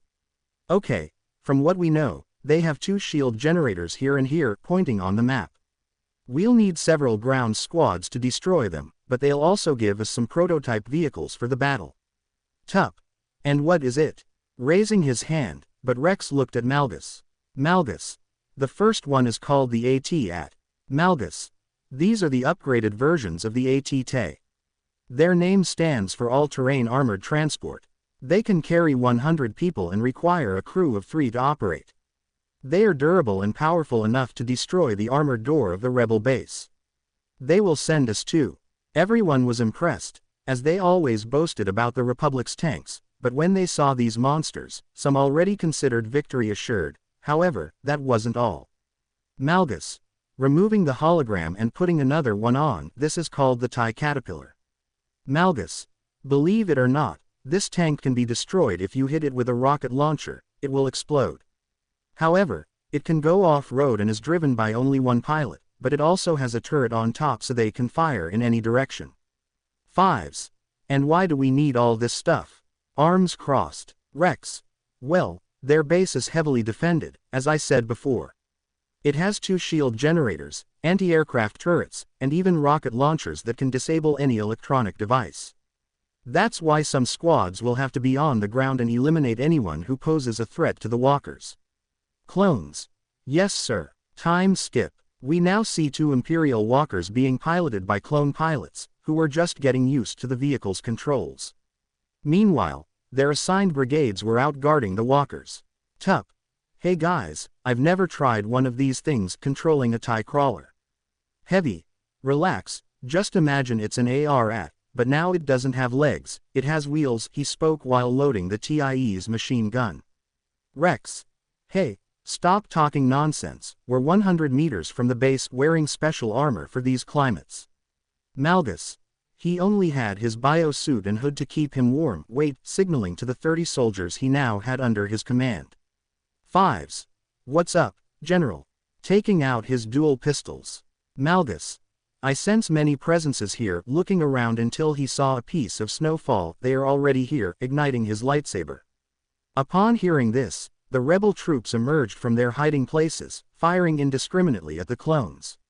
Some were wounded or killed. The survivors took cover, and those with TIE fighters began firing. Heavy. Tup, you better drive well, shooting at all the rebels, killing some of them. Tup. Okay, putting the tank in a safe position. Jessie. Guys, looking through her visor, it looks like they do have PEM rocket launchers. Malgus. And do the walkers have an angle to shoot from? Blocking and deflecting the rebels' shots. Rex. They won't have much effect from here. But if we get ahead of their barricade we'll have a better chance of securing the ATs, firing his dual guns while speaking. Heavy. I'll take care of it, Tup. Take us to the front. Tup. Okay brother, transporting the TIE alongside other tanks, to provide support. Heavy. Now advance, cover fire. Firing like crazy at everything that moved. Malgus. Okay, from his communicator, advance, I'll cover you, deflecting the shots with his lightsaber and the Force. Rex. The general isn't covering us. Running alongside him, while the soldiers behind followed. After that they advanced alongside the clones, destroying the turrets that threatened the walkers and those carrying the PEM bazooka. Echo. Damn, there are too many of them, we need reinforcements, He was shot in the shoulder. Rex. Medic. Putting him in a safe position out of enemy fire, where's the medic? Ding. I'm sorry sir. I was being shot at, nervous and excited at the same time. But it's much better than taking care of Jedi trash. And if you're wondering, yes, I did it, but I don't know why the color came out too high. Rex. Don't worry, kid, just make sure he can walk. Ding. Yes sir, injecting Bacta into his system to help him recover. Rex. Sir, don't you think it's time? Shooting and dodging enemy fire. Malgus. If we call now, he said it so neutrally that it seemed like he didn't care. Rex. Covering himself, hey, we need the lightning, I repeat, lightning. While one of the walkers had a camera obscura, there were at least 10 subjects. Rex. Speaking over the radio, I repeat, we need the lightning. Yes, sir, said a clone with a robotic and somber voice, very well, brothers, we are here to support the rest of the clones. Now you need help to destroy the shields, understood? He said this while his visor turned bright red. Darks. Understood, Commander Crime, loading his weapons.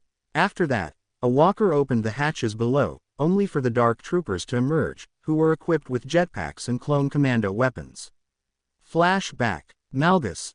Also, the Emperor notified us that a special brigade, the Dark Troopers, will be coming. Fives. And what's so special about Dark Troopers? Rex. Well, they're nothing special, they're the new generation of jet troopers, specializing in air or ground combat. Some of them might be rookies, others veterans of the Clone Wars. They even have robotic prosthetics to enhance their abilities. And they're commanded by Crime, the first Dark Trooper of the new Empire. Findel flashback. After that, the Darley could be seen firing at the rebels who were giving them so much trouble, while flying and dodging the shots like champions. Then Crime landed on a rebel, killing him on impact, followed by a flurry of gunfire.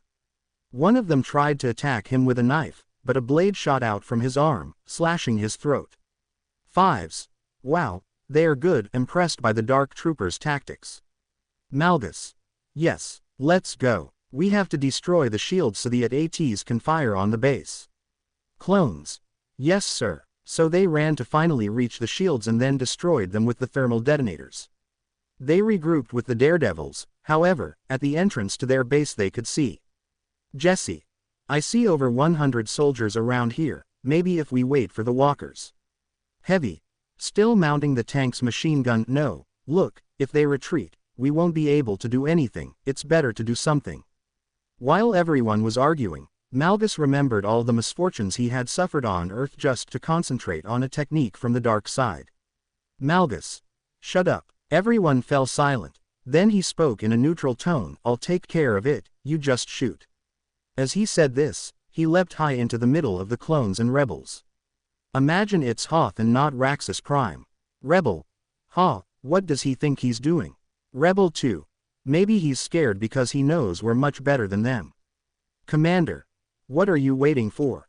Fire now. They all obeyed, but the plasma in the form of shots stopped and they saw the hooded man raise his hand, make another movement with it, and the laser shots were returned, killing some rebels. Ding. Wow, is this the Force? Impressed because he never saw this in his training. Rex. That's right, kid, but he's not a Jedi. Looking as everyone was shooting at him, but the shots stopped, he's much better than the Jedi, but this is just the beginning. Look, back with Malgus. Malgus. Well, as we repeated, just like in Yavin 4. He then placed his robotic hand on the ground and out of nowhere created a whirlwind, attracting all the soldiers. They were powerless to do anything. Malgus was now like a black hole, drawing the rebels to their deaths. When they were as close as possible to his remaining hand, he unleashed a chain reaction of beams, killing almost all the rebels. The survivors sealed off the base. Rex. Damn, they're going to escape. Clone pilot. Not on my watch, arriving with the walker to shoot the door, destroying it instantly. I can get used to this. Tup. Me too, heading towards the entrance of the enemy base. There, a massacre began. Darth Malgus decapitated all the survivors, and the rest made sure that no one escaped. Until they confirmed. Crime. Captain Rex, we haven't detected any signs of life here. What about you? Using the wrist communicator, carefully guarding his snipers to avoid any surprises. Rex. Neither I, the general and the rest are heading to the war room. War room. Now all the clones, including the general, were there. Jessie was reviewing the rebels' plans until she saw a map. Jessie. Apparently this was a temporary base for later joining the Outer Rim. Malgus. Where to? Arms crossed. Jessie. To be specific, a planet called Earth, then showing a hologram of Earth. Heavy. HMMT, it doesn't seem like much. Rex. There's no record of such a planet. Trying to think like the rebels, but he saw that Malgus had the coldest look ever. General, are you all right? Malgus. Drawing the attention of all his troops, he then removed his hood to see clearly. I was born on that planet. Shocking the entire company. Heavy. Sir, when I said that your planet was. But he was interrupted by Malgus. Malgus. Burn the whole place down, not even ashes remain. He then put on his hood as he walked past the soldiers, letting him pass. Ding. I know I'm the new guy, but I think you messed up. Putting a hand on his shoulder. We see that after the battle against the rebels they celebrated all night, but our favorite antagonist was deep in meditation. Back in Izuku's mind, he was remembering all the cries of the rebels begging for their pathetic lives for a little mercy, yet that would never be given by Malgus. But suddenly a red light appeared. Malgus. From his mind, is this what happens when darkness consumes me? However, through that flash, several people could be seen. Malgus. Are these my memories? When he touched what looked like a screen, the images began to move. Yes, it's my life. Impressed, but he noticed something, and that girl. What she was seeing was her mother and a small green-haired boy behind her, but there was another girl who looked like her. Malgus. What is this? Looking closer until something happened. Inside the screen, Inko. You damn brat. Slapping him. Why couldn't you be like your sister? She's perfect, unlike you. Izumi. Mom, calm down, don't waste your energy on a shitty Deku. Off screen. Malgus. What's happening? When suddenly the screen went black. These must be hallucinations from using the dark side too much. However, the screen turned back on, but the place was different. It was in ruins, the buildings destroyed, and what left Malgus wide-eyed was seeing All Might being stabbed by a man dressed in green and black with a mask half of those colors. Malgus. If this is a dream, they'd better not wake me up, watching very happily as the #1 hero was killed by that villain. Inside the screen, how does it feel to be killed by the best villain of all? Deepening the thrust but doing it slowly. All Might. It doesn't matter if you kill me, the ninth wielder of OFA will avenge me. Then I, Izuku Wilson, also known as Deathstroke, hero exterminator and future successor of All for One, will kill her and, in the process, destroy the entire hero society in the world. He then finishes him off by removing his sword from All Might's chest. Deathstroke. Ha ha ha ha ha ha. At first it was calm, but as time went on it turned into the laughter of a madman. The screen goes black, leaving the Sith Lord perplexed. Malgus. That was me. In a neutral but also astonished tone, that's me, but how? Seeing the darkness around him, perhaps he's from another reality and, thanks to the Force, is somehow connected. After that, it changed again. Now it was something different, there were only clouds and sky. Suddenly, a green-eyed robot could be seen grabbing All Might by the neck in his civilian form. It's a shame our relationship ends here, isn't it, All Might? Squeezing his neck. All Might. Please, young Midoriya. Ah, I've said a million times to stop being Izuku Midoriya. What you're seeing now is pure perfection. I am superior to you all. I am much better than Deku. I am Ultron, and now my new era begins. With that, he drops him into the void of the sky. However, after the screen went black, Malgus suddenly woke up. Malgus. Breathing heavily, was that real, or was it a hallucination from being immersed in the rites of the dark side for so long? Well, it doesn't matter for now. I need to sleep for a while. Opening his small, diamond-shaped capsule, he finally removes his mask and breathes through the chamber. Now we see that after his meditation, followed by a long sleep in his rest chamber, he remembered the promise Captain Rex made to him, and then he rearmed himself. He left his room only to see the clones talking or playing. He continued on alone until he was at the top of the base, drawing the attention of his troops.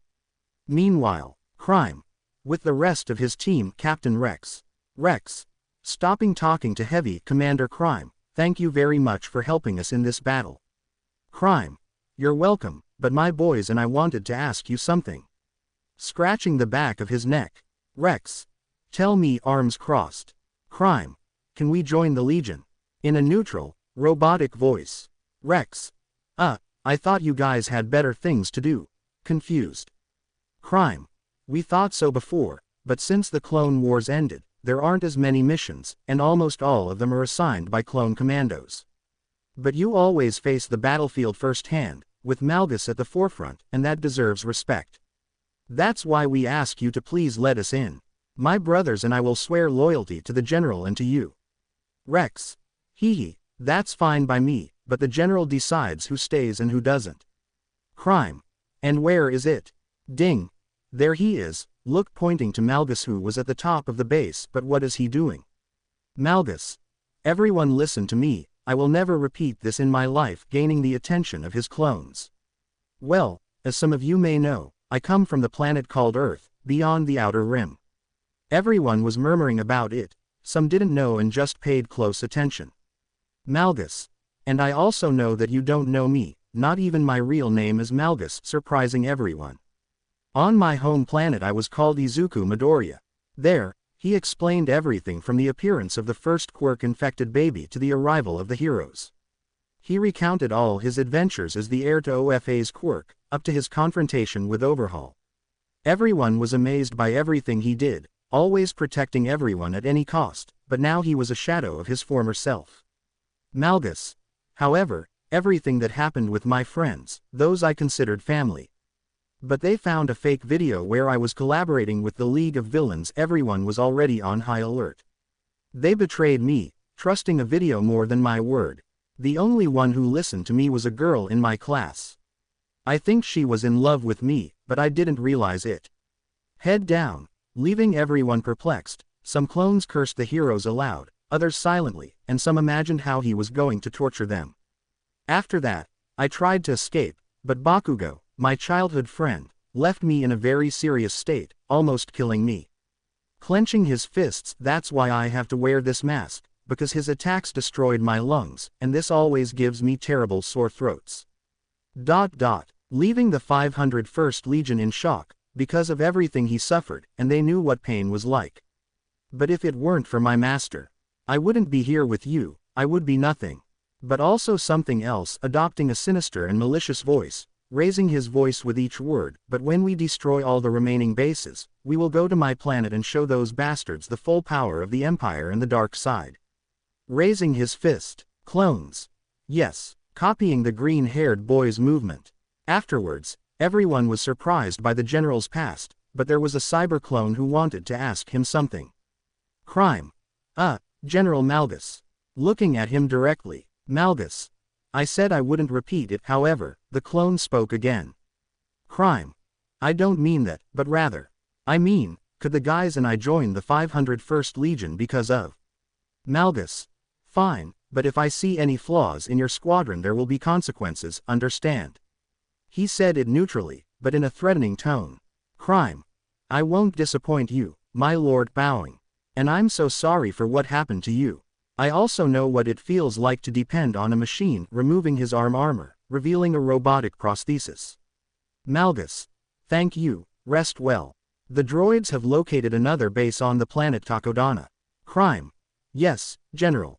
After saying that, he left. After that brief conversation, the Sith returned to his room, but something had changed within him. He suddenly felt an emptiness that couldn't be filled with the power of the dark side. The only thing that could fill that void was a person. Malgus. Perhaps it's not a bad idea. My master taught me how to manipulate people and how to get inside their heads. Sitting down to meditate, we'll see each other soon, Mina. Closing his eyes. After what happened in the previous chapter, dozens of rebels were killed by Malgus and his legion. However, after destroying rebel installations, the clones seemed to enjoy it more than they should. They even seemed to relish hearing the screams of agony. When he was in Sith training, his master said, Palpatine, force is all around us, the air, the water, it's even in people. Izuku. You mean the Force sensitives? Looking at him. Palpatine. Yes, but all living beings have power. And like all living beings, they can be corrupted. It seemed that the deeper he delved into the dark side, the more everyone around him became contaminated by it. But we won't focus on that aspect. On Earth, after what happened, everyone was looking for clues about what had happened, why they wanted Izuku, who that old man was, and where they went. These were the questions everyone at UA was asking. Now, things aren't going so well for them because one of their students was attacked, causing some companies to stop sponsoring them. But we won't focus on that. We see a pink-skinned girl lying in her bed, but something was wrong. She was having a nightmare about what happened last year when the love of her life was almost killed and kidnapped. Mina. Izuku. Jumping out of bed. Inko. Mina, are you feeling all right? Entering the room. Mina. Excuse me, Mrs. Midoriya, I had that nightmare again. Touching her head. Since those events, Mina has decided to live with Midoriya's mother out of guilt and so she wouldn't be alone with her grief. As the years passed, they grew close, like family. Inko. To tell you the truth, I had nightmares too, sitting on Mina's bed. Mina. I'm really sorry, if I had intervened maybe, about to cry if it weren't for his mother hugging him. Inko. Don't worry, you did everything you could. You trusted him, and that's why I'm grateful. Mina. Thank you very much, and also for letting me stay at your house. I don't get along with anyone at school anymore. She said the last part curtly. Inko. Don't worry, but can I ask you something? Mina.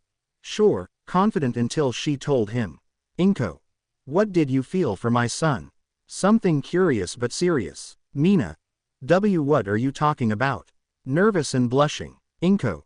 Don't play dumb. Izuku told me earlier that you were very attached even when Uraka confessed to him. Mina. Sighing, well, yes, it was impossible not to think about him. Back in our first year, I thought it was just admiration. But as time went on, I fell in love with his personality, how he was with others, and how he didn't care about sacrificing his life. Trying to hide behind a pillow. Inko. Hee, that's what it was, kid, stroking her hair. Relax, you know, if you had been my son's girlfriend, I would have approved, giving her a smile. Mina. What are you saying? Covering her face. Inko. Okay, I'll let you sleep. Let me know if you need anything, okay? Mina. Okay, see you tomorrow. Listen if you want, but only until the text appears again. So they both said goodbye, but when she closed her eyes and opened them, she saw a different scene. She was in a field full of flowers and in the background there was a tree next to which stood a hooded man. Mina. What is this? Who are you? Noticing the boy. Izuku. Don't you recognize me, Mina? Taking off his hood, leaving her in shock. Mina. Izuku. Trying not to cry, a smile formed on her face. Izuku. In the flesh walking slowly towards her, without a ship, he received a big hug from the alien. Mina. Sobbing, if this is a dream, I hope they never wake me up. Izuku. This isn't a dream. Lifting his head with his robotic hand, I'm real, but I was able to manifest in your dreams thanks to the Force. Mina. What is that? What happened to you and why do you look like that? Crying on his chest. Izuku. He simply stroked her hair and rested his head on hers. It's a long story, but I'll tell you. And so he began to tell her everything he had experienced since receiving his biomechanical prostheses, up to the fight against the rebels. Mina. Wow, you're like a hero, along with your companions looking at him closely and happily. Izuku.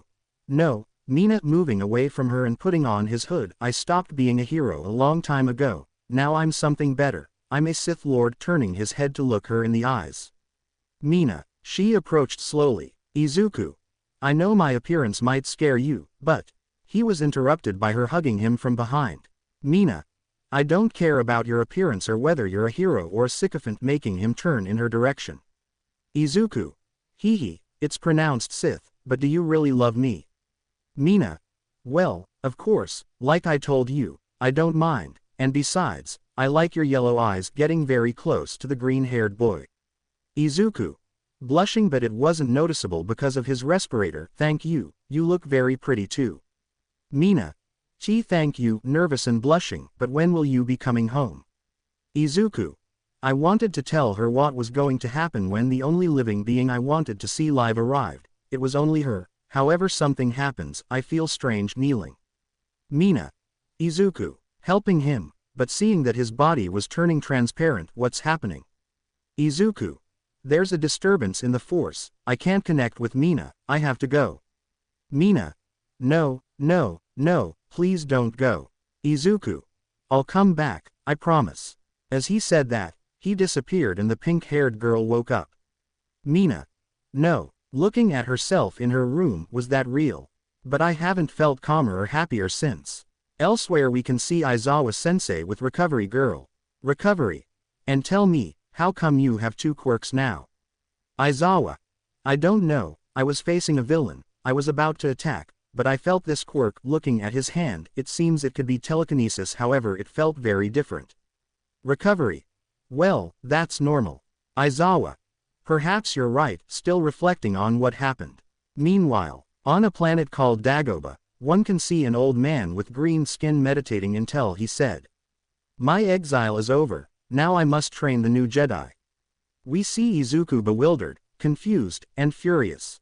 Bewildered because he didn't know exactly what happened or what that was all about, confused by her disconnecting from Mina like that, and furious about her interrupting his quality time with his girlfriend. Izuku. Screaming all his fury and taking it out on the machines in the room with his lightsaber. However, he didn't expect a hologram of his master to appear and witness the entire scene. Palpatine. Don't use your fury in that way, young apprentice. He said this as he approached his disciple. Izuku. Master Sidious kneeling and taking him by surprise. Is something wrong? Palpatine. There was an awakening in the Force, did you feel it? Izuku. Yes, Master, perhaps he's a rogue Jedi. Just give me permission and I'll kill him for you. Standing up and approaching the hologram. Palpatine. Okay. But first I have to tell you this. Pausing, this sensitive is on Earth. Izuku. This took him by surprise. I thought I was the only one sensitive to the Force. Palpatine. Calm down, first eliminate the rebellion. As I told you before, let's get rid of these problems first before entering into another one. Izuku. He just clenched his fists. He couldn't wait any longer, but he had to do it because he knew perfectly well what would happen if he disobeyed the Emperor. Fine. We'll head to Raxus Prime and Alderaan. That's where their last bases are. Emperor. Excellent, I'll leave you now, but but I want a report every day, understand? Izuku. All right, master. The hologram then turns off. I can't wait any longer. Besides, the dark side flowing within me, looking at his arms, can surpass Sidious's. On Earth, it was daytime, the streets were quiet, and a homeless man was sleeping peacefully until he heard a voice in his dreams and the atmosphere changed to a swamp. "So you're him." A hooded dwarf appears. "Aizawa. Who are you?" Taking a fighting stance. "Calm down. I didn't come to fight, I came to help you," showing the appearance of a wrinkled green man. Aizawa. Stunned. "What are you?" Moving back a little. "My name is Yoda and you have the Force," sitting on a log. Aizawa. "Is it some kind of quirk or something?" Yoda. "It's nothing more than that, it's an ally and it's very powerful." Posing his staff beside him. Aizawa. "I don't understand." Sitting next to the Jedi Master. Yoda. "Look, it's very complicated to explain, but I'll tell you." He began explaining what the Force was, the light side and the dark side. The war between the Jedi and the Sith.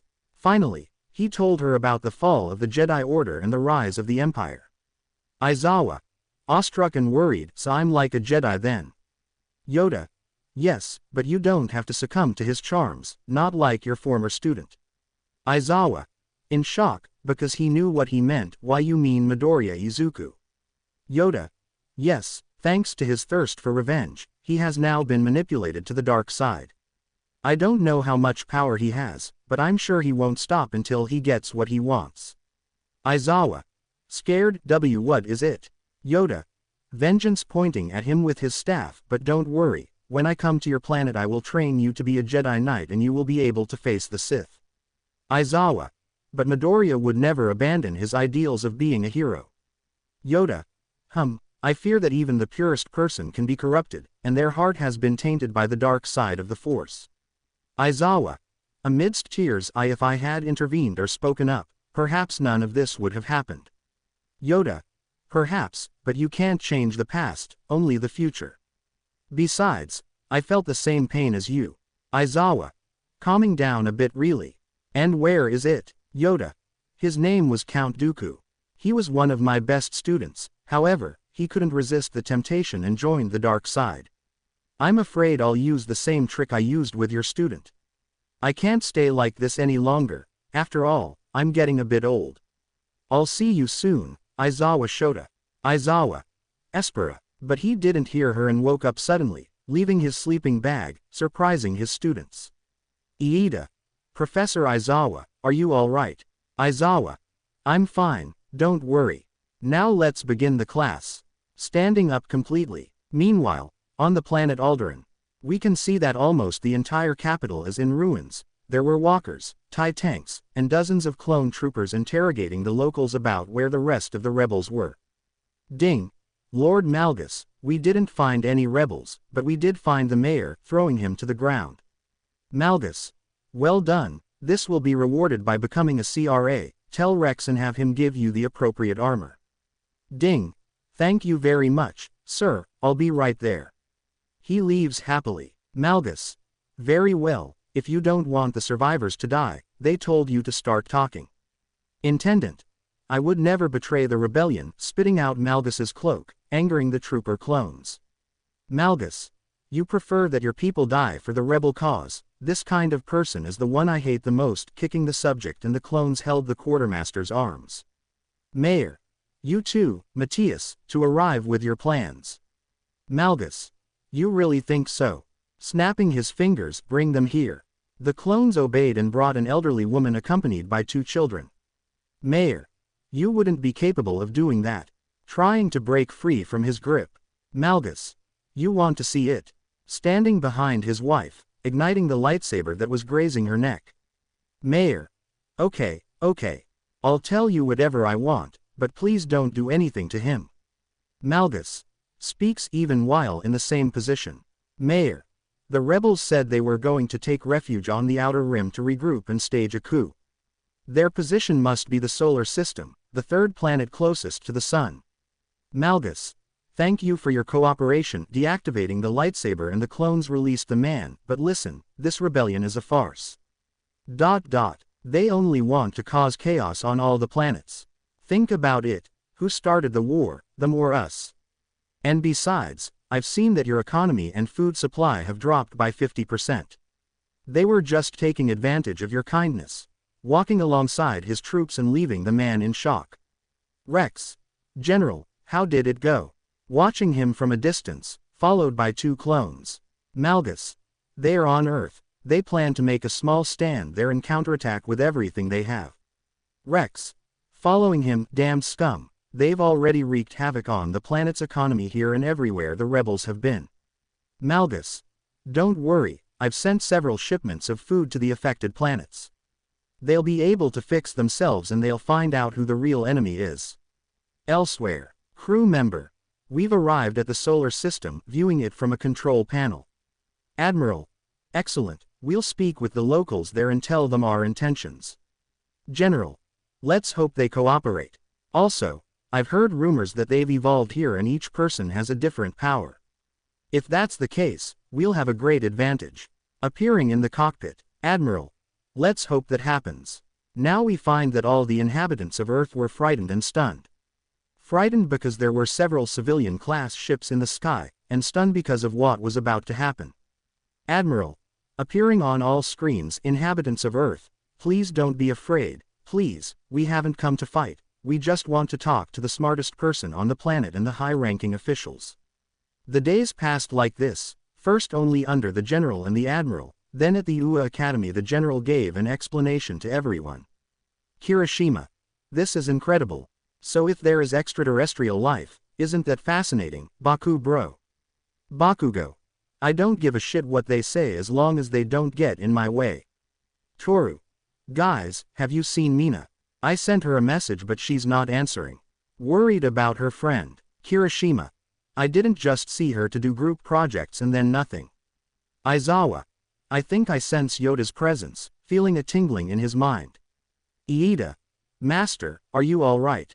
The four-eyed one asked. Aizawa. If only I was thinking about something. Inko's house. While that was happening at Inko Mina's house, she and her companion were making lunch. Inko. Mina, you don't need to help me, I can do it myself. Go watch TV and set the table. Mina. Okay, but let me know if you need any help. Then she turned on the TV and listened to Inko tidying the table, but when she turned it on she saw UA Academy. While talking about her intentions, the truth is that she wasn't interested. She only wanted to know where Izuku was and why he hadn't appeared again, until an image caught her attention. From TV. Admiral. Okay, as we said before, we are the Rebel Alliance and our goal is to liberate the entire galaxy from the tyranny of the Empire. This is General Malgus. He is in charge of the entire army of the Galactic Empire and is considered very dangerous. Off-screen. When she saw who the second tyrant was, she dropped a glass in surprise and then tried to get Inko's attention. Inko. Mina, are you feeling okay? Mina. Nervously, why yes, sorry, I was just distracted hee. Inko. Oh, it seems those who appeared in space decided to talk. Inside the TV. Our goal is to destroy this dictatorship that has enslaved the galaxy for so long, and we will establish order on all planets. If you help us, you will be rewarded with our technology and also financially. The next day, some things changed. Various races were walking the streets, establishing bases of operation, and some humans chose to be soldiers instead of heroes. But we'll focus on one day, the day the Jedi Master arrived. Aizawa. Nezu. I want to introduce you to someone. Speaking in the principal's office. Nezu. You wanted to talk to me about your new quirk and the guy you spoke to, right? Sitting next to All Might and Midnight. Aizawa. Yes, but it seems it's not a quirk but something more important than that. It can happen, Yoda. Having said that, the Jedi of unknown race entered the room, but they did not cause the impression they expected. All Might. Seriously, this is the guy. He looks like he can barely stand up. He said this while approaching in his muscular form. Aizawa. All Might. Yoda. And you can't say much, you depend on that form to fight and you lie to everyone about your true form, removing his hood. Nezu. How did you know? Yoda. I could feel it in his head. He thinks the Force is everything, but it isn't, and that led you to teach your disciple wrong. Angering the blonde boy, but he was stopped by Aizawa, who deactivated his quirk. Midnight. So you must have experience being a teacher. Crosses her arms. Yoda. I have been teaching young Jedi for over 500 years, surprising those present. Nezu. I apologize for our friend. My name is Nezu, director of UA, raising his hand. Yoda. It's a pleasure. My name is Yoda, former Jedi Master. Nezu. And you came here to train Aizawa, right? Yoda. Indeed, I will be his master so that he may become a Jedi. Nezu. All right, but on one condition, arms crossed, I want you to be the trainer for the hero class. Yoda. All right, but they'd better be disciplined. Let's go. Aizawa. Leaving with the drug addict. Outside the hall. Yoda. Did you tell them about Izuku? Serious. Aizawa. I didn't tell them anything, I didn't want them to get sad. Yoda. You did very well. Another thing, did you see who General Malgus is? Walking beside him. Aizawa. If they say that no one could kill him and that he commands the entire army of the Empire, right? Yoda. I'm sorry to say, but the one they used to call Deku became a Sith Lord named Darth Malgus. Aizawa. So Midoriya is that one. Remembering the image I posted, I still can't believe he's on the dark side, maybe there's goodness in his heart. Yoda. Perhaps, but it is very difficult to turn away from the path of darkness. Aizawa. Well, it doesn't matter if there's only one possibility. I'm going back to being a hero. Yoda. Let's hope that happens, and then you can introduce me to your students. Aizawa. Okay, but I'm telling you, they're a bit rowdy. Yoda. Hee, no problem, I'm old but I can still discipline children. Aizawa. Hee, we'll see. Meanwhile, on Darth Malgus's flagship, we can see that Malgus was reporting to his master. Malgus. Okay, we've destroyed all the rebel bases. Their advance towards the core planet is now minimal. Now we can conquer Earth. Somewhat annoyed, but he had to control himself. Palpatine. Now then, lead your entire legion to Earth and show them what a Sith can do. Malgus. If my master, they then disconnected, I don't know why, but in the history of the Sith they always fight each other. I think it's to see who is more suitable to be the master. Perhaps I can defeat Darth Sidious and become the Sith Emperor. However, every king needs his queen. Now we see Izuku meditating deep in his thoughts, and you might wonder what he was doing. Well, he was connecting with Mina's dreams. In the end, he succeeded, however, she didn't have the same attitude as before. Izuku. Are you alright, Mina? He moved a little closer to her, but when he took another step he moved away. Mina. Is that true? Covering her eyes with her hair. Izuku. Is that true? Taking off his hood. Mina. That you are a tyrant who massacres anyone who gets in your way, you and the Empire. Shouting and crying at the same time. Izuku. Who did you hear that from? Surprised but also neutral. Mina. A few days ago, some ships arrived saying that you were tyrants and that you had enslaved the entire galaxy, drops of tears falling to the ground. Izuku. So they've arrived. Mina. Look at me. She didn't obey and turned her back to him. Look at me. He put his hands on her cheeks so she would look him in the eyes. You trusted me that I wasn't the traitor, please trust me again. He wiped her tears with his thumbs. Mina. Sniff. Okay, I'm listening. Sniff. Calming down a little. Izuku. Well, first of all, this rebellion isn't made up of heroes, but rather a bunch of mercenaries and terrorists unleashing chaos across the galaxy, and I must destroy them. Second, all the planets that collaborated with them were harmed, and in the end, we had to help them even though they were against us. And Mina. But Izuku, they said that. Izuku. Who are you going to believe? Some strangers who came out of nowhere and have only been here a few days, or me, the friend you trusted all the times we laughed, cried, and smiled together. Passing his words, tell me, who do you trust? Serious. Besides, you also hold a grudge. Mina. Resentment. Surprised. Izuku. If I can feel it, you also have the same desire for revenge as I do. Releasing her. You want to see each of them suffer in agony, screaming in pain, especially Bakugo. She backed away in fear, but when she remembered the images in her head. Can you give me a few days to think about it? Touching his arm. Izuku. I'll give you a week to think about it before Mina withdrew her hand. Is something wrong? Mina. What if I join you? Shyly. Izuku. You will have luxuries that no earthling has ever had, not even Yaoyorozu's fortune can compare. Furthermore, I want you by my side as my queen. Turning his back on her, out of embarrassment. Mina. Our queen. Nervous and blushing at what she said, that means I. Izuku. Yes, I did have some affection for you from the beginning, but I decided to forget it because of school and my relationship with Uraka, saying the last part with disdain. But in the last few months, I couldn't stop thinking about you. The times we went out, played together, I even felt happier being by your side. But I was a complete idiot for not noticing sooner, glancing at her sideways. I'll understand if you see me differently. Mina. She didn't say anything, she just walked slowly towards the freckled boy. Ever since she met him, she had tried hard to get Midoriya to notice her, and when she heard him, she couldn't stop her heart from pounding so fast. Izuku, I love you too. Hugging him from behind. Izuku. He just stayed in a trance the whole time he was with the Empire. He didn't feel this feeling, it was warm, welcoming and loving. Mina. So this makes us boyfriend and girlfriend. Turning around to look at him. Izuku. I suppose you still want to wait a week, or do you want us to meet in real life? Mina. I can't wait to meet you, but. Izuku. Kuro. Mina. Inko will come with us, leaving the Sith perplexed. Izuku. Mom. But I killed her. Mina. No. Izu intertwining the hands of a confused green-haired boy. She's alive, you just knocked her out. I lived for a while to get away from everyone, but Principal Nezu forced me to stay in the dorms. Izuku.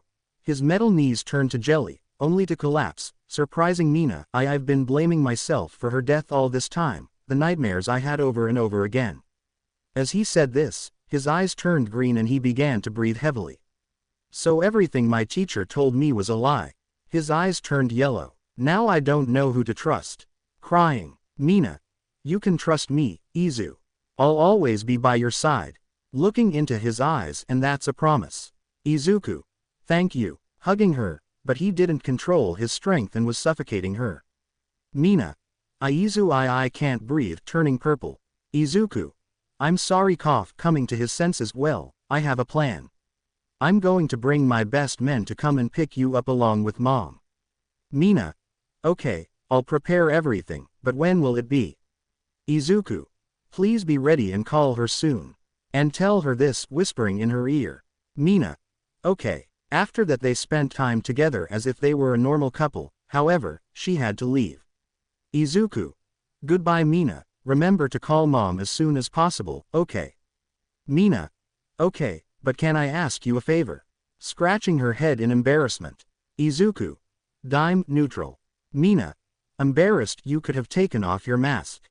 With her head down and her heels clicking together. Izuku. Sighing. Okay, but please don't be scared. As he said that, he put his hands behind his neck and a high-pitched beeping sound could be heard. Mina. She simply proceeded to caress his face. He just let it happen. And a blush could be seen. This isn't your fault, it's Bakugo's. Besides, the scars make you look cuter. Izuku. Thank you, looking down. However, that wasn't all. She jumped slightly, just enough to press her lips to his, sharing a kiss that only the green-haired boy returned. He was left breathless after 3 minutes. Mina.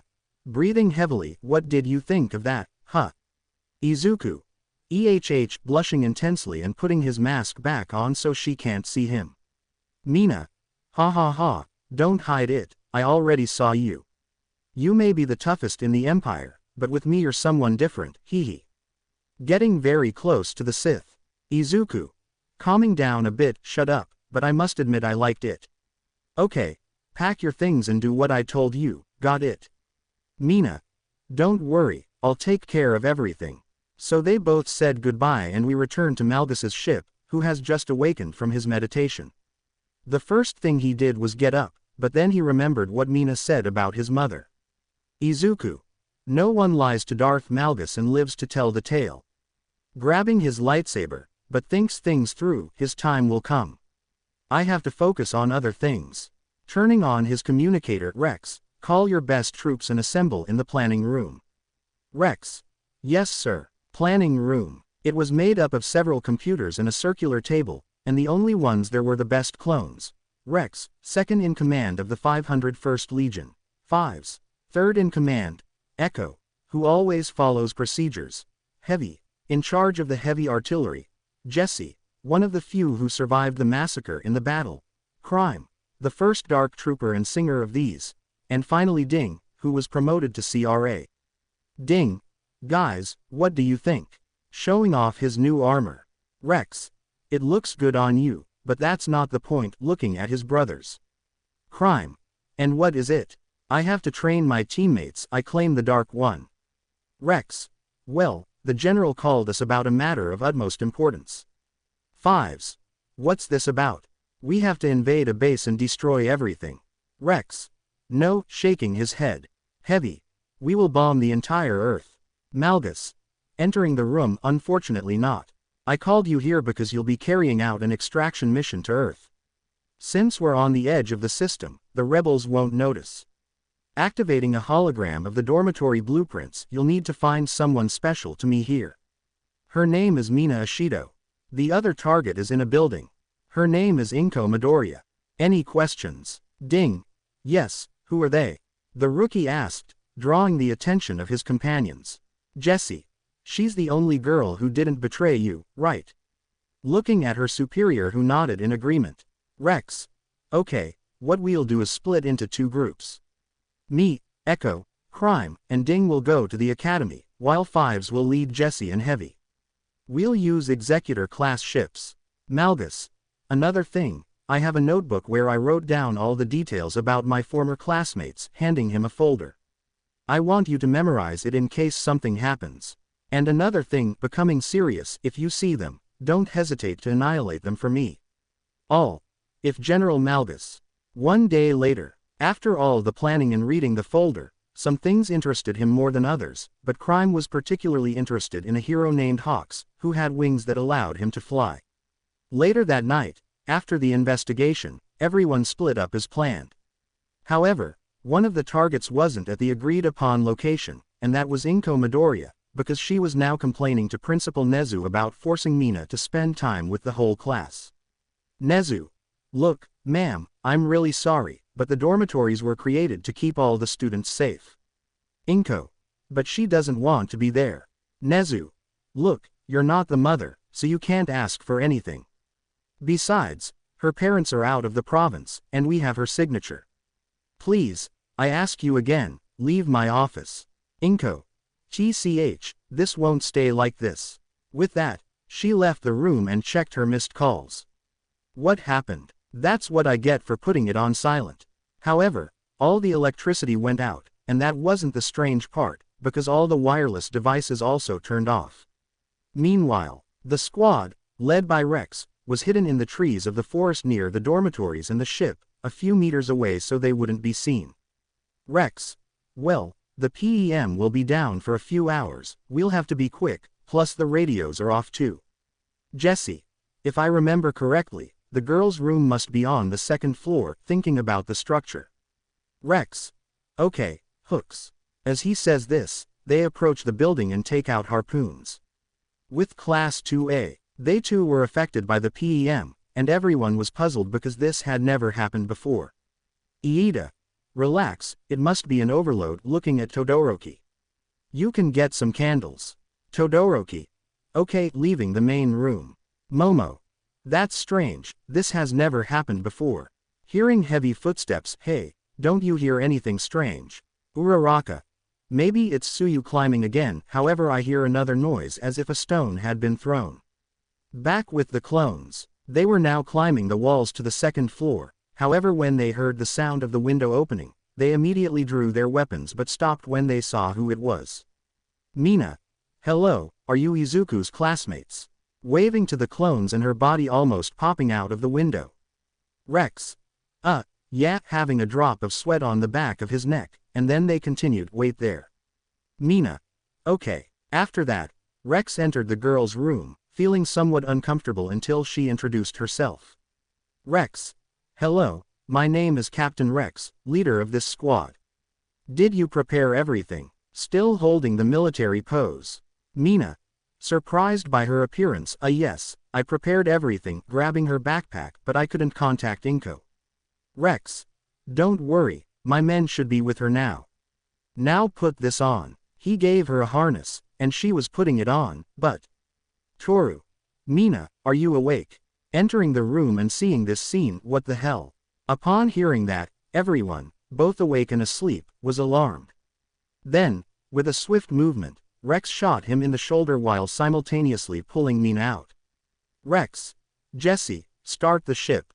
Echo, cover me, shouting while holding the girl to get down quickly. Iida. What happened? Lifting the invisible girl. Toru. Holding the burn on his shoulder, some guys kidnapped Mina. Immediately the entire class left the building only to see the clones running alongside Mina. Iida. Hey, stop or there will be consequences. They didn't obey and kept running. Our friend needs help, we have to rescue her. Everyone. Yes, at the same time they tried to attack the clones. Iko. Guys, you go ahead, I'll stop you. Taking a lab coat out of his backpack. Mina. Nervous about the situation, but there are so many of them and they're not novices. Rex. Don't worry, he's been waiting for a challenge since he was born. Besides, looking at his brother, he was trained by the general.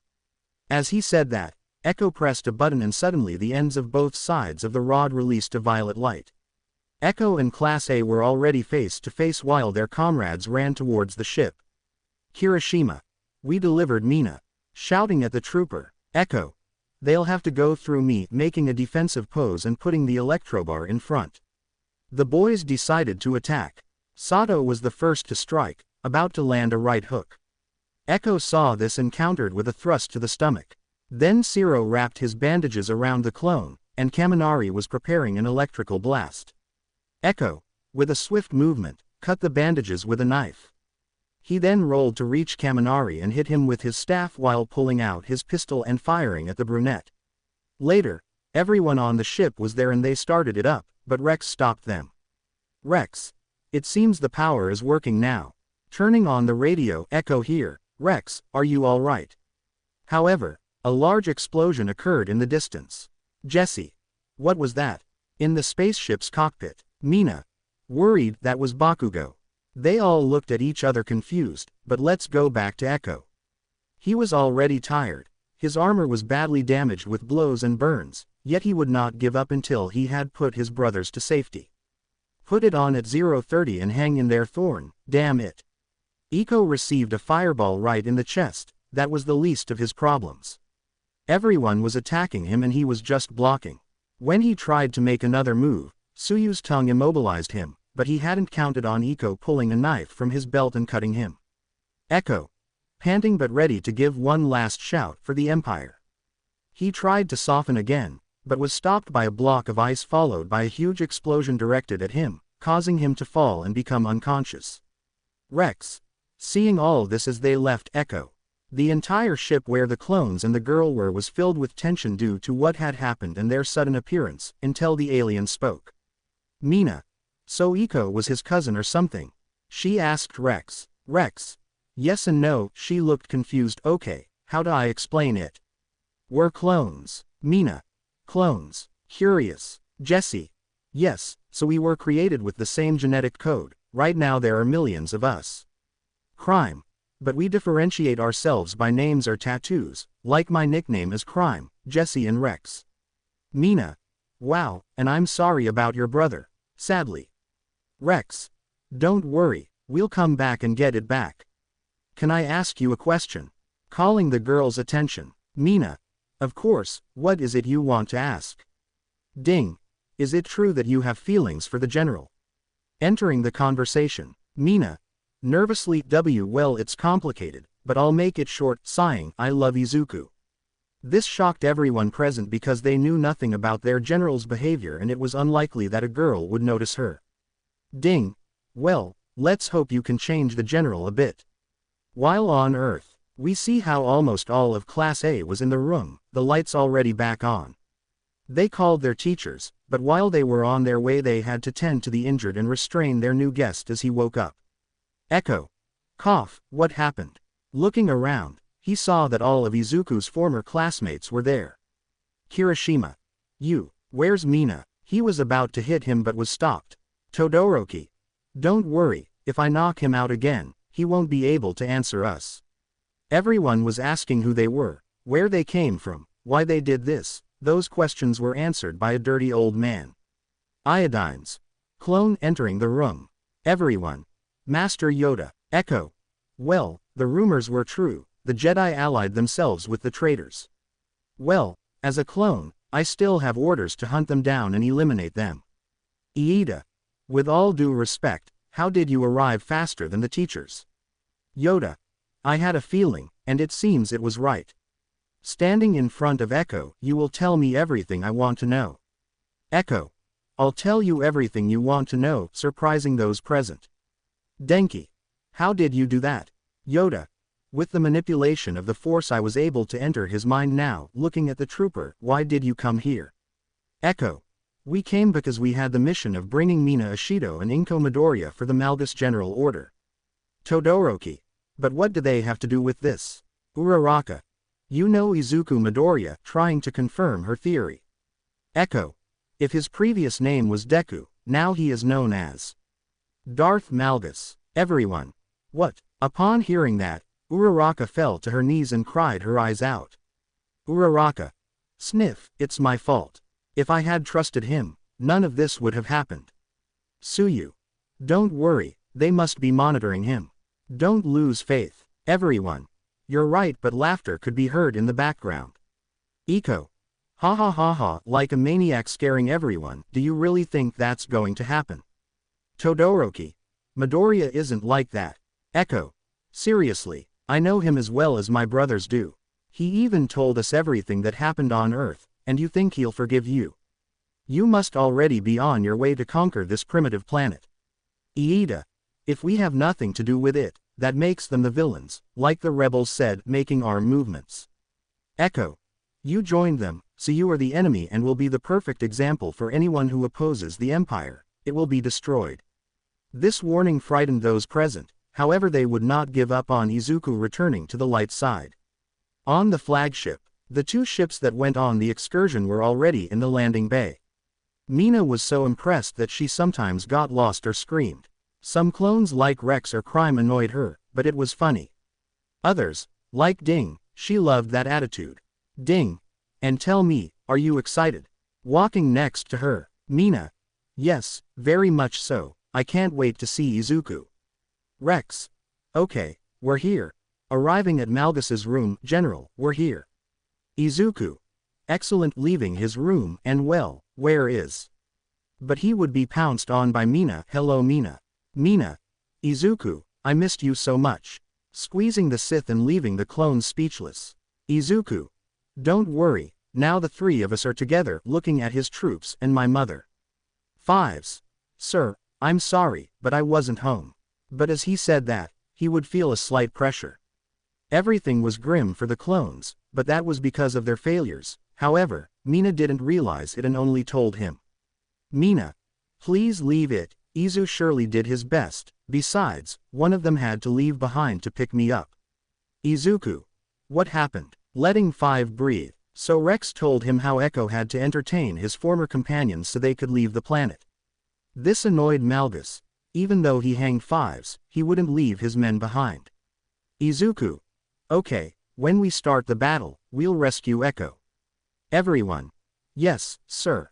2 days passed since then, and in that time Izuku explained everything he had done. He taught her how to pilot a ship, showed the clones how to use a blaster, and even let Malgus use his lightsaber.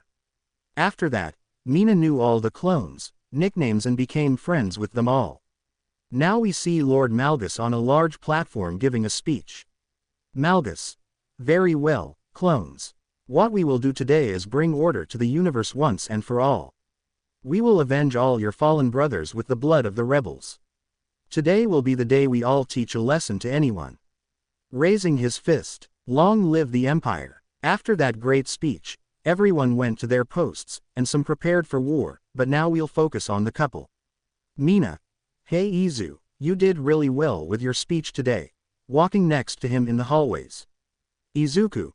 Thanks, I've been practicing. How's your blaster training going? The cyborg asked. Mina. Well, but can I ask you a question? Stopping next to him. Izuku. Is something wrong? Mina. Well, it's about conquering the land for the Empire. Pause until she sighs. Can I come with you? Izuku. Why? Confused. Mina. Well, I don't want to leave you alone, sadly. I know that with your strength and your light sword you can handle anything, but when I left you, it wasn't that I wanted to join the Empire, but to be by your side no matter what, and I couldn't bear to lose you again. As she said that, her eyes turned to glass and small drops of water fell to the ground. The Sith just watched this scene, and with a swift movement he wrapped his arms around the girl, forming a hug while she just cried on his chest. Izuku. I swear that as long as I live, I will never leave your side, understand?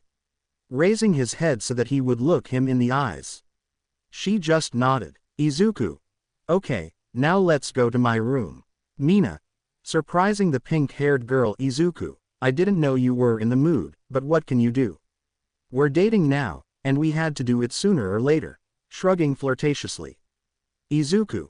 His eyes widened at what she said. And no, I didn't mean that. Embarrassed, but he regained his composure. Having said that, they went straight to the green-haired man's hide, and a giant suitcase could be seen. Mina. What is that, Izu? Approaching the large box. Izuku. That's your new outfit, I made it myself. I hope you like it. With that, she flew off with the box to the bathroom, leaving a comical scene. After waiting a while, footsteps could be heard. Mina. Izuku, this looks great on me, look. Appearing in front of him. The Sith Lord was mesmerized by his girlfriend's beauty until he noticed something. Mina. Hey Izu, do you like what you see? Flirtatiously, and he just stared at the ground. Ha ha ha, you never change, you'll always be the same cute boy who was afraid of girls. Laughing at the expression that appeared on his face. Izuku. Whatever, tomorrow not only marks the beginning of the end of the rebellion, but also my revenge. She simply nodded. The next day, explosions, screams, gunfire, those were the sounds that could be heard when the Empire attacked Earth. Their bases were destroyed, the heroes were almost dead, they almost had it won, there was only one more thing missing. Academy. Now we see how the couple was walking at the front of the entire 501st Legion, however several heroes and rebel soldiers appeared, blocking their path. Hawks. Now surrender and we won't do anything to you. Malgus. Are you seriously that stupid for us to do that? Looking at the Dari trooper, Crime is all yours. Upon hearing this, Crime used his jetpack to ram the bird, and an aerial battle ensued. Meanwhile, the clones fired from a distance while the hero Kaumi Wood entangled them all. However, he was decapitated by Malgus's lightsaber, while Mina, along with the clones, exterminated the soldiers. Crime Khan. He was in pursuit to kill the winged hero. He was shooting at him but he dodged them without any problem until he turned around, losing the soldier. Crime. Where is? But he would be interrupted by several feathers that came out of the bullet-shaped wings. If it weren't for his armor, he would have suffered very serious injuries. Not to be outdone, he fired a thermal grenade from his belt, hitting him directly. He took advantage of this, grabbing him and slamming him down to throw him onto a building, saying, Crime. I'm the only one who rules the sky. When they reached the rooftop, he delivered a powerful blow, causing him to fall to the ceiling. It didn't end there. He used his wings like fists to attack him, but there was a point where he could pierce the Dark Trooper's armor. Now they were in a free-for-all where only one of the best warriors would emerge alive. Hawks was about to plunge his wings into his head, but with a swift movement, he blocked with his left robotic arm, trapping one of his wings. Taking advantage of this, he grabbed a knife and stabbed him in the abdomen. Hawks. Feeling the pain from the stab wound. Crime. I thought you'd put up more of a fight, but what a disappointment. Saying that, he grabbed his arm and did a suplex, making him fall. I'm the only one who rules the sky. Saying that, he shot him, killing him instantly. Me? Well, as I said, this had to be in the chapter, but this gives me an advantage because now I can put more things in this chapter. Now we see how the survivors of the school, some heroes and also soldiers of the rebellion, were taking refuge in the school. Nezu. Everyone stay calm, the heroes are here. Bakugo. Oh, I should be fighting outside, not hiding like a wimp in here. About to open the door. However, it stopped suddenly, and he could see how Aizawa was using force to make it stop. Aizawa. You're not going anywhere, All Might. You can handle the situation. All Might. I'll do what I can, transforming into his muscular form. He wandered all over the city until he saw the entire legion led by a hooded figure and a girl with a helmet covering her face. All Might. Halt right there, leave this planet and I'll consider leaving you alone. They were about to fire but he raised his hand. Malgus. Stop, I'll take care of this. Standing in front of him, it's been a long time since we last saw each other, hasn't it, Oromedo? Removing his hood, revealing his identity. All Might. Surprised and with his eyes almost crying, young Midoriya, what did they do to you? Malgus. Thosanori, or rather, what you did to me. Pushing him with force. All Might. Standing up, but we can help you, just drop this please. You're the hero, Deku, the one who always sacrificed himself for everyone and always saved us. Malgus. That hero died when he left the planet holding his lightsaber, and what rose from his ashes is something even more powerful than OFA. I am a Sith Lord, I am Darth Malgus. Igniting his ruby lightsaber, he then used Force Lightning to immobilize the blonde boy, but activated OFA to deliver a smash attack. Malgus took the full force of it but could still fight back, dodging all the air blasts. When he finally arrived, he thrust into the same wound that had left him vulnerable. All Might. Hitting him in the face and causing his respirator to malfunction. Malgus.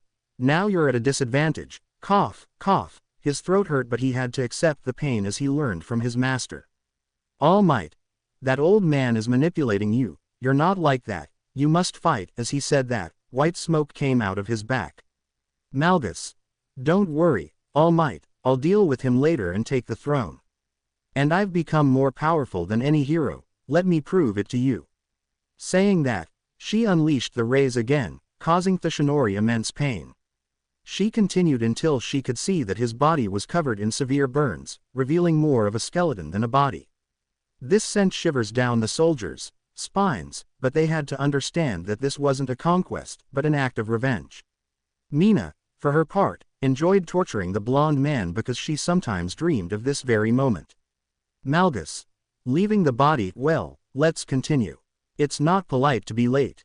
So they proceeded again, and when they could see the school, however, the closer he got, the more memories flooded back, the moments he spent with his friends and the first time he met Uraka.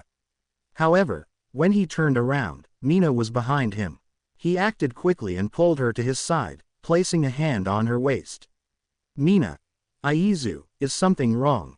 Nervous from the green-haired boy's touch. Malgus. It's nothing, girl, it's just that I didn't like seeing you behind me. Mina.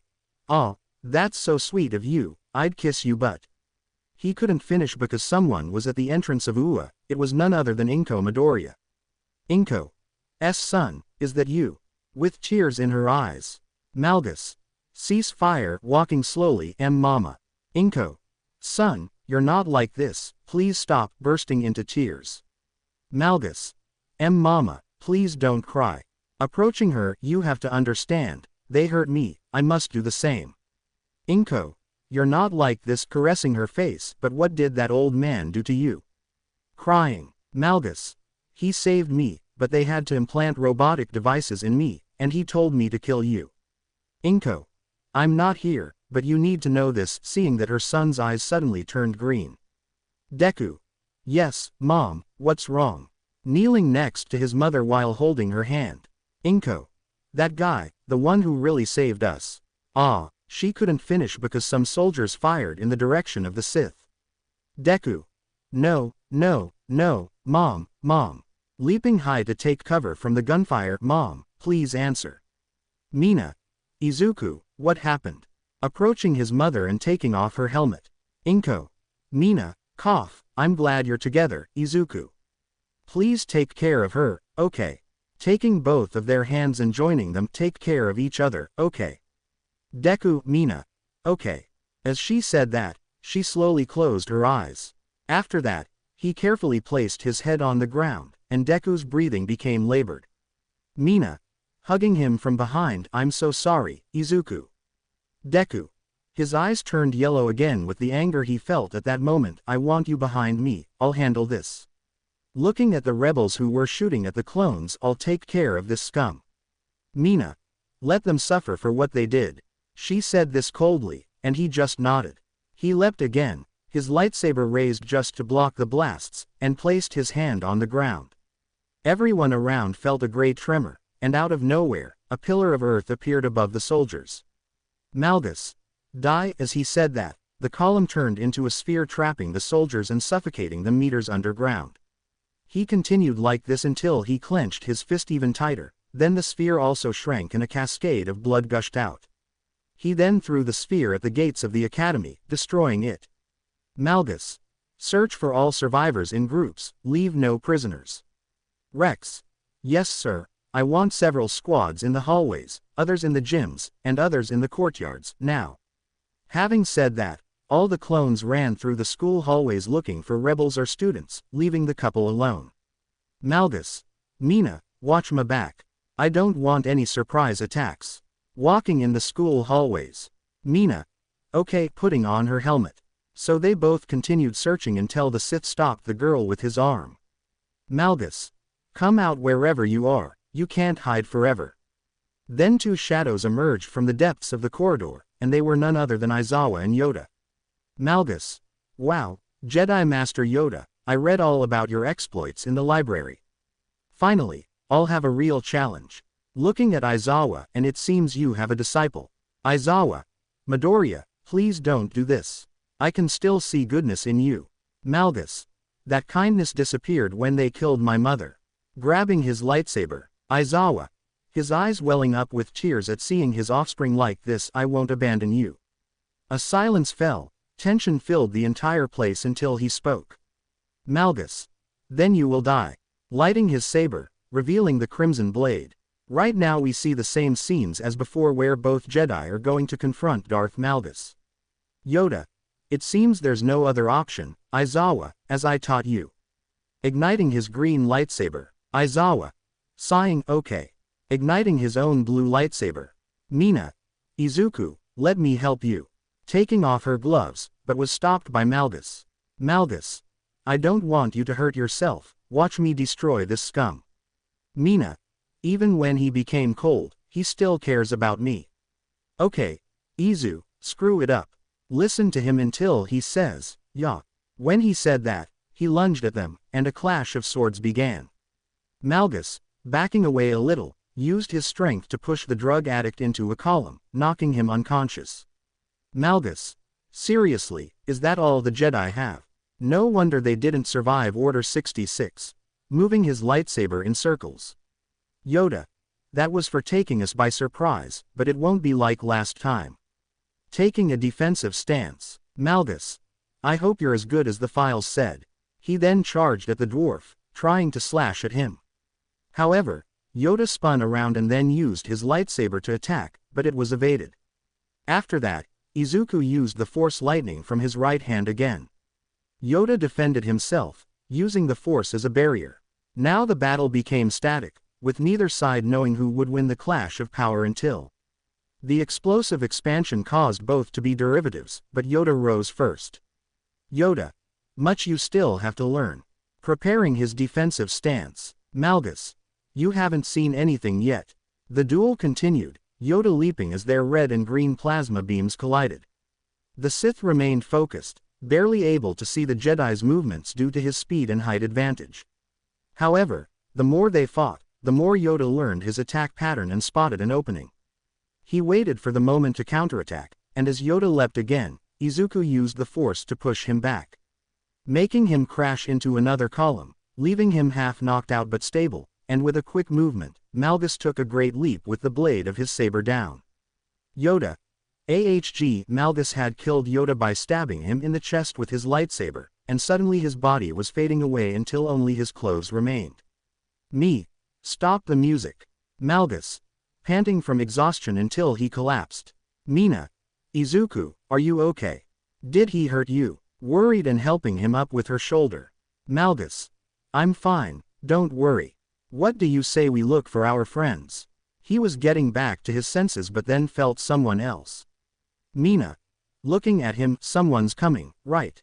He just nodded. Suddenly, a huge explosion erupted in front of them, and it was Bakugo propelling himself forward. Bakugo.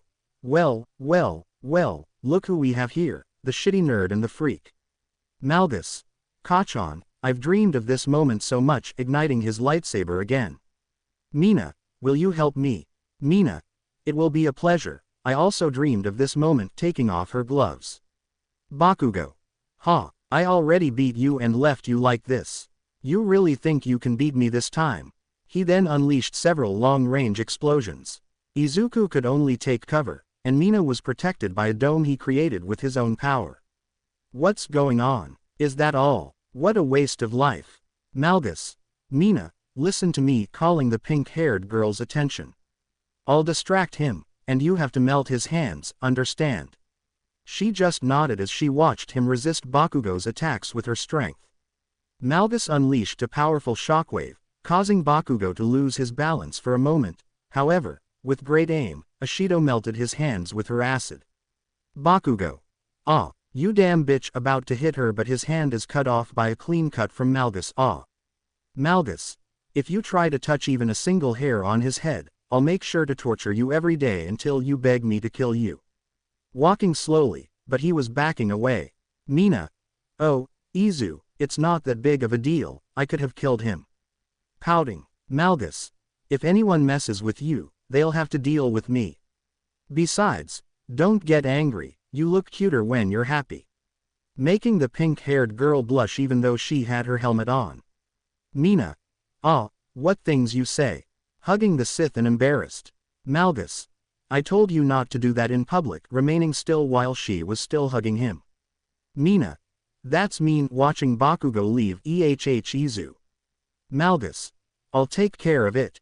Pulling him forcefully to where they were. Where were you going in such a hurry, friend? Bakugo. Get away, you damn freak. Still on the ground, backing away a little, go to hell along with. AHHGGG, he felt like his vocal cords were being ripped out. Malgus. I told you not to mess with her, now we have to do just this. You broke my voice and bones, now it's my turn. Tearing part of his neck, exposing the inside. Bakugo. AHG, trying to speak but couldn't anymore, until he felt his bones separating. AHHGG, making an attempt to speak but blood came out. Malgus. Come on, scream. I can feel your terror, your fear, and your anger, it seems. Squeezing the pine tree to the point that the ash-haired boy's bones broke and popped out. Let's finish this. Cutting off his head. Mina. Izuku, it's not fair. I wanted to kill him. Making another pout. Izuku. If you want, you can kill Uraka for me. Mina. Okay, that way we make it clear that you're mine. Linking her arm with his. With Class A. They were in their classroom listening to the screams from outside and a buzzing sound. They were all terrified and hid until. Malgus. Outside the classroom, you can't hide forever. I can feel your pain, fear, and anguish. He then breaks down the door, revealing his former friends. So here you were, Uraka. Deku, scared by his appearance. Malgus. He's already dead. I'm a new Izuku, stronger and more powerful than ever, and now I will fulfill my revenge. Igniting his lightsaber. Todoroki. Midoriya, please snap out of it. This isn't you. We've been friends since first year. Desperate because he was getting closer, but he felt pressure on his neck. AHG. Malgus. If they were my friends, they would have believed me and not the league with that video. He closed his hand and the sound of a crack could be heard throughout the place. Now everyone present was terrified by what they saw and had no choice but to fight. It began with Kaminari trying to electrocute him, but Malgus stopped him and used his lightning to counterattack. The clash of power was insignificant against the dark side, so he unleashed another, stronger blast, killing the Pikachu of the Salt Flats. Then he turned on Shoji, severing all 6 of his arms followed by his head. Meanwhile, Mina could only fire the dual pistols Ding had given her at Tsuyu, Juro, Mineta, and Dato. Back with Malgus, he now faced Momo, who had created a shield and sword. It was no trouble for him. He simply cut through the shield, struck her with the pommel of his saber, and then spun around, killing her. With almost everyone dead, only one person remained, Uraka. Uraka. Crying, Izuku, please don't kill me, I still love you, please. Praying for his life. Malgus. Peef, do you really think that'll work on me? Choking her not with force but with his robotic arm, he wanted to experiment with this until he was stopped by a pink-haired girl. Mina. Izu, stop. Malgus. Okay, dropping her to the ground, breathing heavily. Uraka. Thank you so much, ma'am, I swear.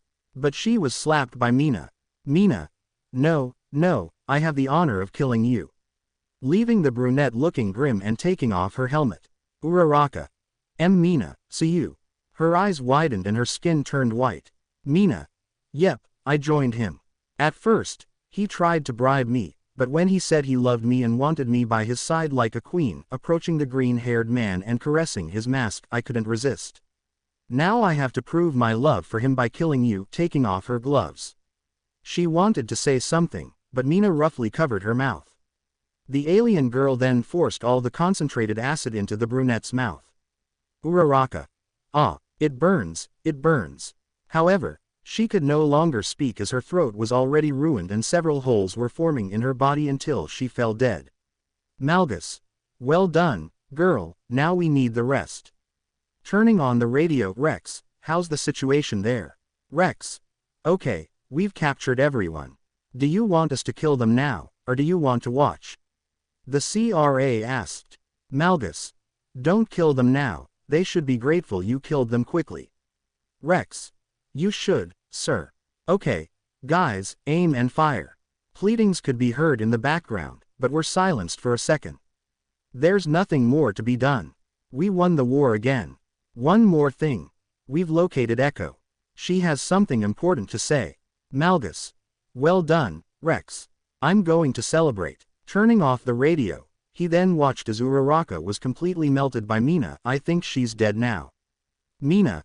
Oh, I didn't realize, are we leaving already? Malgus. If we have to meet with Rex, he says they found Echo. Then they left the hall happily, leaving a pile of bodies behind, but when they returned, Malgus had a bad feeling. Malgus. Mina, go with Rex, I'll catch up later. Mina.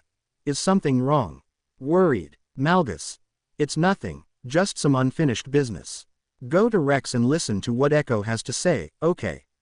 Mina. Okay, but if anything happens you'll call me, right? He just nodded and left the pink-haired girl alone. Now let's focus again on the entrance of Ua, which was almost destroyed. There was a lot of rubble and it looked like it was going to collapse at any moment, but there was Aizawa contemplating how the school for future heroes was in ruins. Me.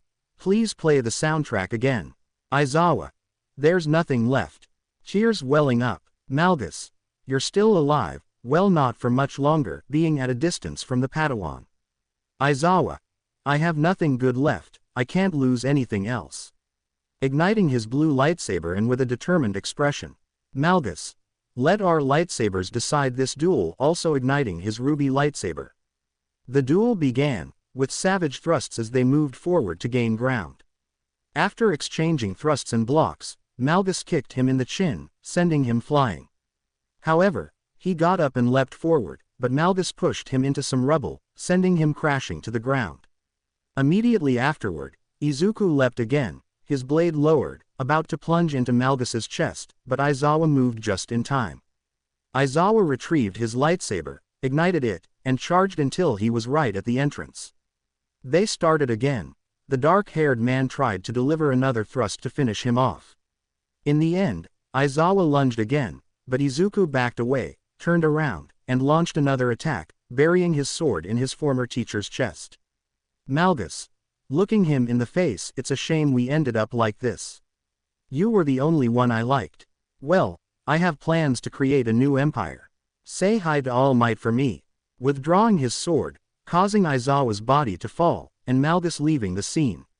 We're now at the temporary base on Earth. Everyone is resting, some cleaning their weapons, others tending to their wounds. But now we'll focus on a specific group. Malgus. Well, Echo, What did you have to tell me? Arms crossed while the clone was on the stretcher. Inko. Look, I don't know if this will get me into trouble, but... Flash back to Inko. Before Yoda arrived, the students in Class A were arguing until a brunette spoke up, while the clone just listened, pretending to be asleep. Uraka. Hey, what if this guy kidnapped Izuku too? It would be Todoroki. How do you know? Momo. Well, on the news they said that these guys are called Purge troopers and are commanded by that General Malgus and another one who was their emperor who had the same appearance as the old man in the video. Kirishima. You mean the wrinkled, hooded old man who was quite scary? Uraka. That's him, the same one who framed Izuku for being a traitor. If he had never appeared, none of this would have happened. Findel flashback. Everything fell into an awkward silence. No one spoke, not even our protagonist, who was processing everything until he collapsed to the ground, finally bursting into tears. The clones were very distressed. They all knew the boy's past, and on top of that, his emperor had ruined his life. They weren't so sure of his loyalty now. Malgus. It was all a lie. Looking at his robotic hand, he saved me only to make me his executioner, his henchman, his apprentice, crying on the floor while looking at what he had become. Suddenly, he involuntarily activated his force, strangling those present, even the mine. Mina. Out of breath. Aizu, calm down. Barely touching the boy's shoulder. Malgus. Realizing what he's doing and blocking his emotions. Mina. I'm so sorry. Hugging her. Mina. Don't worry, I know you didn't mean to, placing her hands on the back of his neck. Now we have to plan how to overthrow him. Malgus. He just looked around and all the clones were looking at him until Rex spoke. Rex. Now what, General? Malgus. Wait, aren't they going to arrest me for treason? Impressed. Heavy. Because we would, you're the one in charge, and besides, we like you. At that, everyone present nodded. Malgus. I appreciate it very much, but how will we get the entire clone army to turn against my master? Fives. I have an idea, drawing the attention of his companions. Before the end of the war, I had a problem with my chip. Apparently, they activated Order 66. After that, they fixed me by putting all the protocols back on me. The point is, there's one where the entire army supports us and the rest of the legions helps us. Malgus. And what is it? Intrigued. Fives. Order 65. It states that all clones must arrest or, if necessary, kill the Chancellor, but it also applies to the Emperor, and when a new one ascends, the order will be deactivated. Having said that, Malgus asked him to relay all communications from the clone army. Planet. Utapau. We see a lot of soldiers dressed in white and orange patrolling the assigned areas looking for any threat, however a commander received a hollow call. Cody. General Malgus, it's an honor. How can I help you? Malgus. Commander Cody, execute Order 65. Cody. As you wish, my lord. Cutting off the call and turning on the radio, all units return to the Venators. Order 65 has been activated. Thus Darth Malgus began to transmit to the order throughout all the legions, from the legions themselves to the clones who served as guards on Coruscant. Fox. Understood. Cutting off Malgus's call. Okay, everyone heard, we have to arrest the Emperor on the General's orders. Everyone.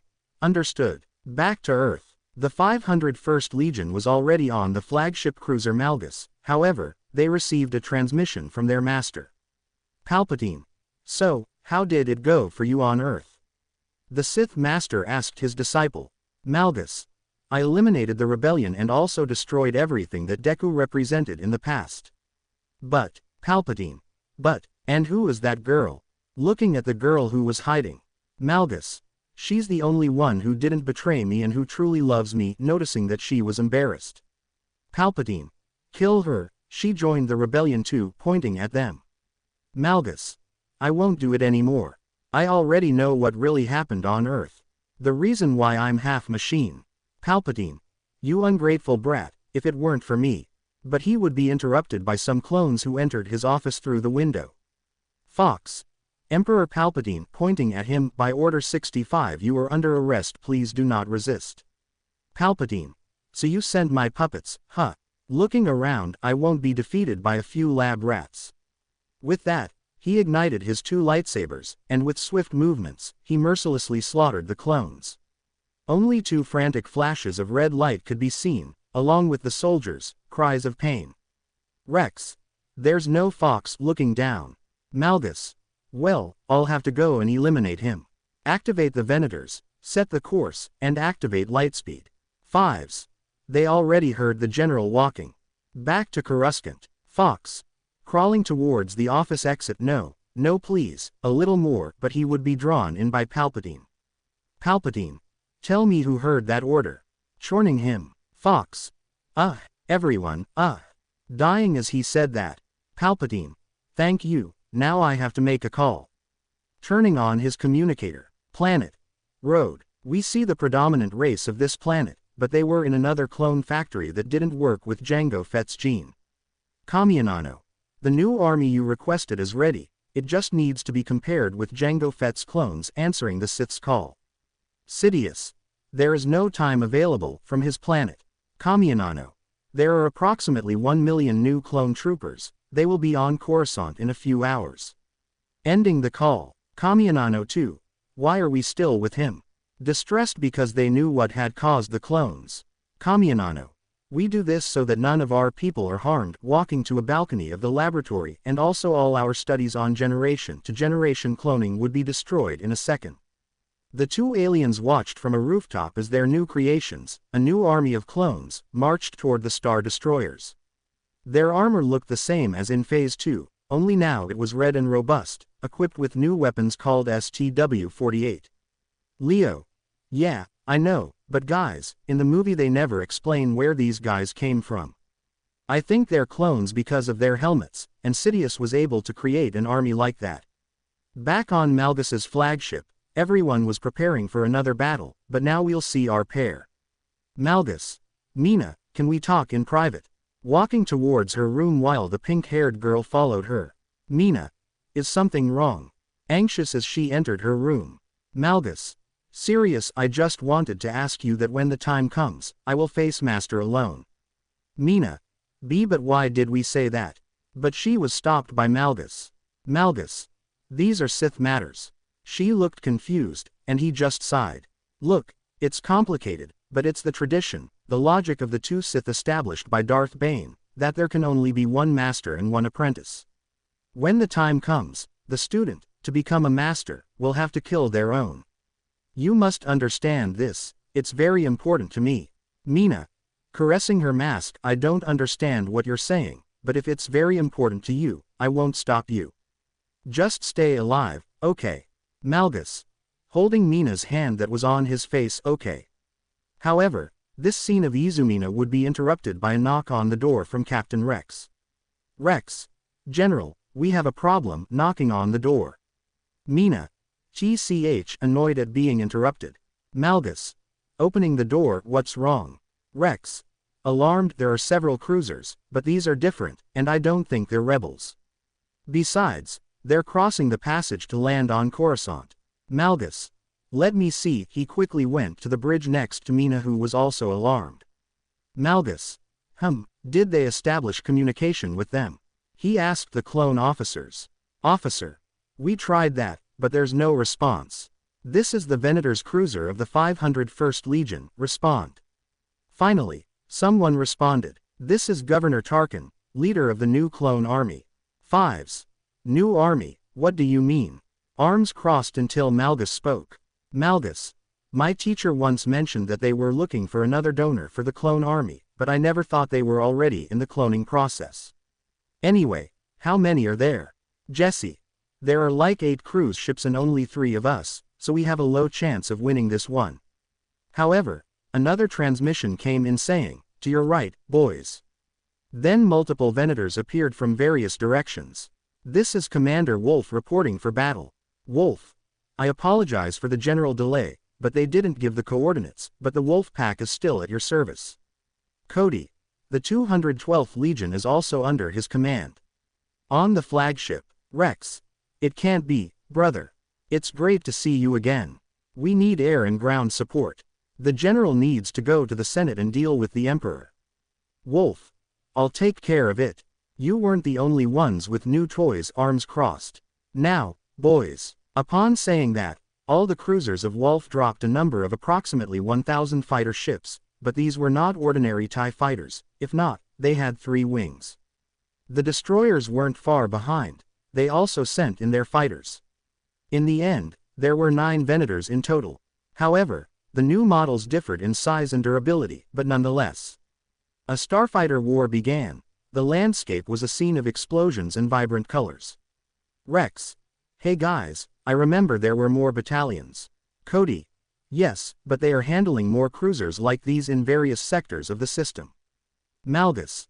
I understand. Rex, Cody, and Wolf, I want your best squadrons on the ground. Take the cargo ships, I'll take mine. Leaving the foothills with Mina. All 3. Understood. Cody. I want the ghosts now. On the communicator calling his squadron. Wolf. The wolves will fight for glory again, cracking his fists just like in the old days. After that, the teams were ready. Rex, Wolf, and Cody, with their assigned groups, took over multiple transport ships. Time skip. Once on the surface of Coruscant, we see Malgus walking alongside Mina at the entrance to the old Senate until they are intercepted by 3 guards. The guards wanted to arrest them, but the Sith simply disarmed them and slammed them against the wall. As he entered, he was met with the stares of the Red Guard and the new clones, also known as Sith troopers. Their commander, who wore a shoulder guard and cape like the ARC troopers, stood face to face.